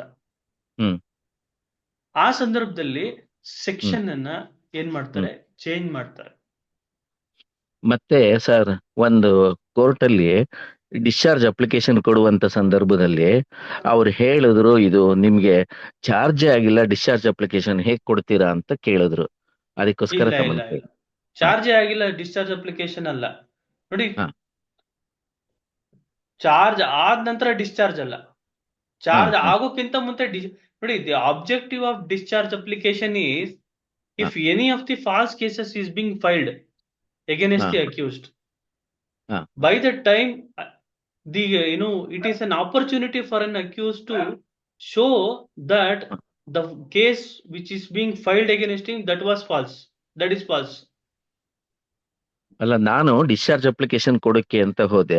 ಹಾ, ಅವಾಗ ಪಿ ಪಿ ಇದ್ದವ್ರು ಹೇಳಿದ್ರು, ನೀವ್ ಈಗ ಹೇಗ್ ಕೊಡ್ತೀರಾ ನೀವು ಡಿಸ್ಚಾರ್ಜ್ ಅಪ್ಲಿಕೇಶನ್, ಕೋರ್ಟ್ ಚಾರ್ಜ್ ಮಾಡ್ಲಿ ಆಮೇಲೆ ಕೊಡಿ ಅಂತ ಹೇಳಿ ಇಲ್ಲ ಅಬ್ಜೆಕ್ಷನ್ ಇಲ್ಲ, ಮಾಡಿದ್ರು. ಅದಕ್ಕೋಸ್ಕರ ಕೇಳಿದೆ ಚಾರ್ಜಸ್ ಸರ್. ಗಿಂತ ಮುಂಚೆ ಕೊಡ್ಬೇಕಾಗ, ಸರಿ ಚಾರ್ಜಸ್ ಸರಿ. ಆದ್ಮೇಲೆ ಕೊಡೋ ಹಾ ಅಂತದ್ದಲ್ಲ. ಚಾರ್ಜಸ್ ಆಗೋಯ್ತು ಅಂತಂದ್ರೆ ah it is ah confirmation that you have committed a crime ಅಂತ. So ah you have ah accepted it ಅಂತ, ಹಾ ಹಾ. ನೀವು ಅದನ್ನ ಯಾವುದೇ ಸ್ಟೇಜ್ ಒಪ್ಕೊಂಡಿದ್ದೀರಾ ಅಲ್ಲೂ ಅಂತ. ಕೊಡಕ್ಕಾಗಲ್ವಾ ಸರ್ ಹಾಗಾದ್ರೆ? ಕೊಡ್ಬೋದು. ಈಗ ಅದನ್ನ ಯೂಶಲ್ ಆಗಿ ಕೋರ್ಟ್ನವರು ತಗೊಳ್ಳೋದಿಲ್ಲ. After framing charges discharge application ನಾನು ಎಲ್ಲೂ ನೋಡಿದ ತಗೊಳ್ಳೋಂಥದ್ದು. ಸರಿ ಸರಿ ವಿತ್ ಸರಿ. ಓಕೆ. ಬಿಫೋರ್ ಹಾ charges only, before framing of charges only discharge application will be filed usually. Thank you sir. Discharge application ಏನಕ್ಕೆ ಅಂತಂದ್ರೆ, ಹಾ ಇಷ್ಟೊಂದು ಪ್ರೊಸೀಜರ್ಗಳಿದ್ದು, ಅಷ್ಟೊಂದು ಹಾ ಪ್ರೊಸೀಜರ್ಗಳಿದ್ದು ಅವನು ವರ್ಷಾನ್ಗಟ್ಲೆ ಕಾಯ್ಬೇಕು. ಹಾ ಒಂದ್ ವೇಳೆ ಅದು ಸುಳ್ಳು ಕೇಸ್ ಆಗಿದ್ರೆ ಇವನ್ ಹಾ. ಬೇಗನೆ ಅಪ್ಲಿಕೇಶನ್ ಹಾಕ್ಬಿಟ್ಟು ಹ್ಮ್. ಅದರಿಂದ ಕೇಸಿಂದ ಹೊರಗಡೆ ಬರ್ಲಿಕ್ಕೆ ಒಂದು ಅವಕಾಶ. ಹೌದು ಹೌದು. ಕರೆಕ್ಟ್. ಸೊ ಹಾ ಅದು ಡಿಸ್ಚಾರ್ಜ್ ಅಪ್ಲಿಕೇಶನ್. ಸೊ ಚಾರ್ಜ್ ಹ್ಮ್. ಆಗ್ಬಿಡ್ತು ಅಂತಂದ್ರೆ ಅದನ್ನ ಒಪ್ಕೊಂಡಿದ್ದಾನೆ ನಂತರ, ಅಂದ್ರೆ ಹಾ ಕೋರ್ಟ್ನವರು ಟ್ರಯಲ್ಗೆ ಅವರು ಚಾಲ್ತಿಯನ್ನ ಕೊಟ್ಟಿದ್ದಾರೆ ಅಂತ. ಹಾ. ಸರಿ ಸರಿ. ಚಾಲ್ತಿ ಓಕೆ. ಕೊಡಕ್ಕಿಂತ ಮುಂಚೆನೆ ಹಾ ಹಾ. ಆಯ್ತಾ. ಈಗ ಹ್ಮ್ ನಾನು ಟ್ರೈನ್ ಶುರು ಆಯ್ತು, ಟ್ರೈನ್ ಹ್ಮ್. ಶುರು ಆದಾಗ ನಾನು ಹೋಗಿ ಟಿಕೆಟ್ ತಗೊಳ್ಳೋದಲ್ಲ, ಹೌದು ಕರೆಕ್ಟ್. ಟ್ರೈನ್ ಹಾ ಶುರು ಆಗಕ್ಕಿಂತ ಮುಂಚೆನೆ ಟಿಕೆಟ್ ತಗೊಂಡ್ಬಿಡೋದು. ಹಾ ಹಾ. ಸೊ ಅದು discharge application. Okay. Thank you sir. Thank ಆಯ್ತಾ. ಸೊ ಅದು ನೀವು ಚಾರ್ಜ್ ಆದ್ಮೇಲೆ ಟ್ರಯಲ್ ಅನ್ನು ಫೇಸ್ ಮಾಡ್ಬೇಕಾಗತ್ತೆ. ಆ ಸಂದರ್ಭದಲ್ಲಿ ನೀವು ಹೋಗಿ ಡಿಸ್ಚಾರ್ಜ್ ಅಪ್ಲಿಕೇಶನ್ ಹಾಕೋದಲ್ಲ. ಇಲ್ಲ, ನನಗೆ ಅದು ಸೊ ದಟ್ ಅನುಭವ ಇಸ್ ಆಯ್ತು not sir. Proper, that is not proper. ನನಗೆ ಅನುಭವ ಆಯ್ತು. ನಾನೊಂದು ಹಾ, ಕೇಸಲ್ಲಿ ಡಿಸ್ಚಾರ್ಜ್ ಅಪ್ಲಿಕೇಶನ್ ಕೊಡಕ್ ಹೋದೆ. ಹ್ಮ್, ಅವಾಗ ಇವಾಗ ಹೇಗ್ ಕೊಡ್ತೀರಾ ನೀವು, ಚಾರ್ಜ್ ಆಗಿಲ್ವಲ್ಲ ಅಂತಂದ್ರು.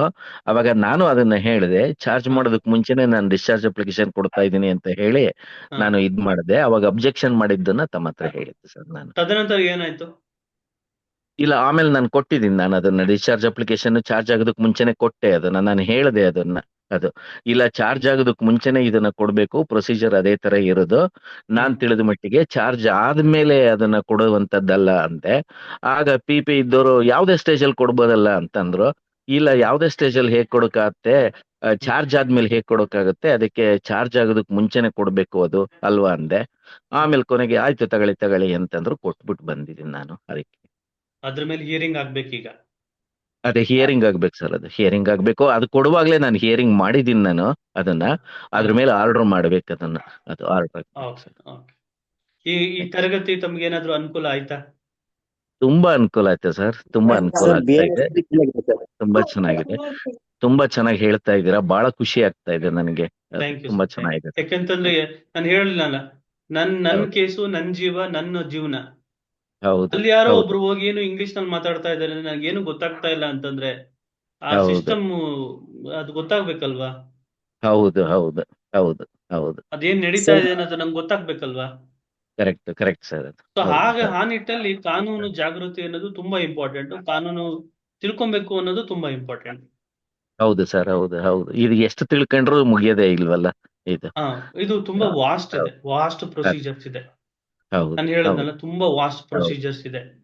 ಹೌದು ಸೊ ಹೌದು. ಎಷ್ಟು ಸುಲಭವಾಗಿ ಹೇಳಲಿಕ್ಕಾಗುತ್ತೆ, ತಿಳಿಸ್ಲಿಕ್ಕಾಗುತ್ತೆ, ಅಷ್ಟು ನಾನು ಸುಲಭವಾಗಿ ತಿಳಿಸುವಂತ ಪ್ರಯತ್ನವನ್ನ ಮಾಡ್ತಾ ಇದ್ದೀನಿ ಸರ್. ಇಲ್ಲ ಇಲ್ಲ, ತುಂಬಾ ಚೆನ್ನಾಗಿ ಹೇಳ್ತಾ ಇದ್ದೀರಾ. ಪ್ರತಿಯೊಬ್ಬರಿಗೂ ಅರ್ಥ ಆಗುತ್ತೆ. ತುಂಬಾ ಉಪಯೋಗ ಆಗ್ತಾ ಇದೆ ಅದು. ಸೊ ನೋಡಿ, ಏನೇ ಥ್ಯಾಂಕ್ ಯು. ವೈಯಕ್ತಿಕವಾದಂತ ಪ್ರಶ್ನೆಗಳಿದ್ರೆ, ಆ ಹಾ ಏನಾದ್ರೂ ವೈಯಕ್ತಿಕವಾದಂತ ಕೇಸ್ಗಳನ್ನ ಹಾ ತಾವು ಎದುರಿಸ್ತಿದ್ರೆ, ಹಾ. ನನ್ನ ಒಂದು ಫೋನ್ ನಂಬರ್ಗೆ ತಾವು ಯಾವಾಗ ಬೇಕಾದ್ರೂ ಫೋನ್ ಅನ್ನ ಮಾಡ್ಬೋದು.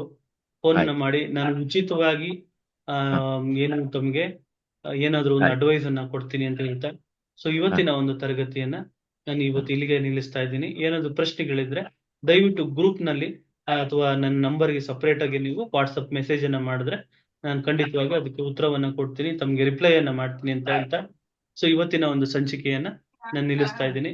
ಇದು ಜನರ ಒಂದು ಅನುಕೂಲಕ್ಕಾಗಿ ಮಾಡ್ತಾ ಇರುವಂತ ಒಂದು ಕಾರ್ಯಕ್ರಮ.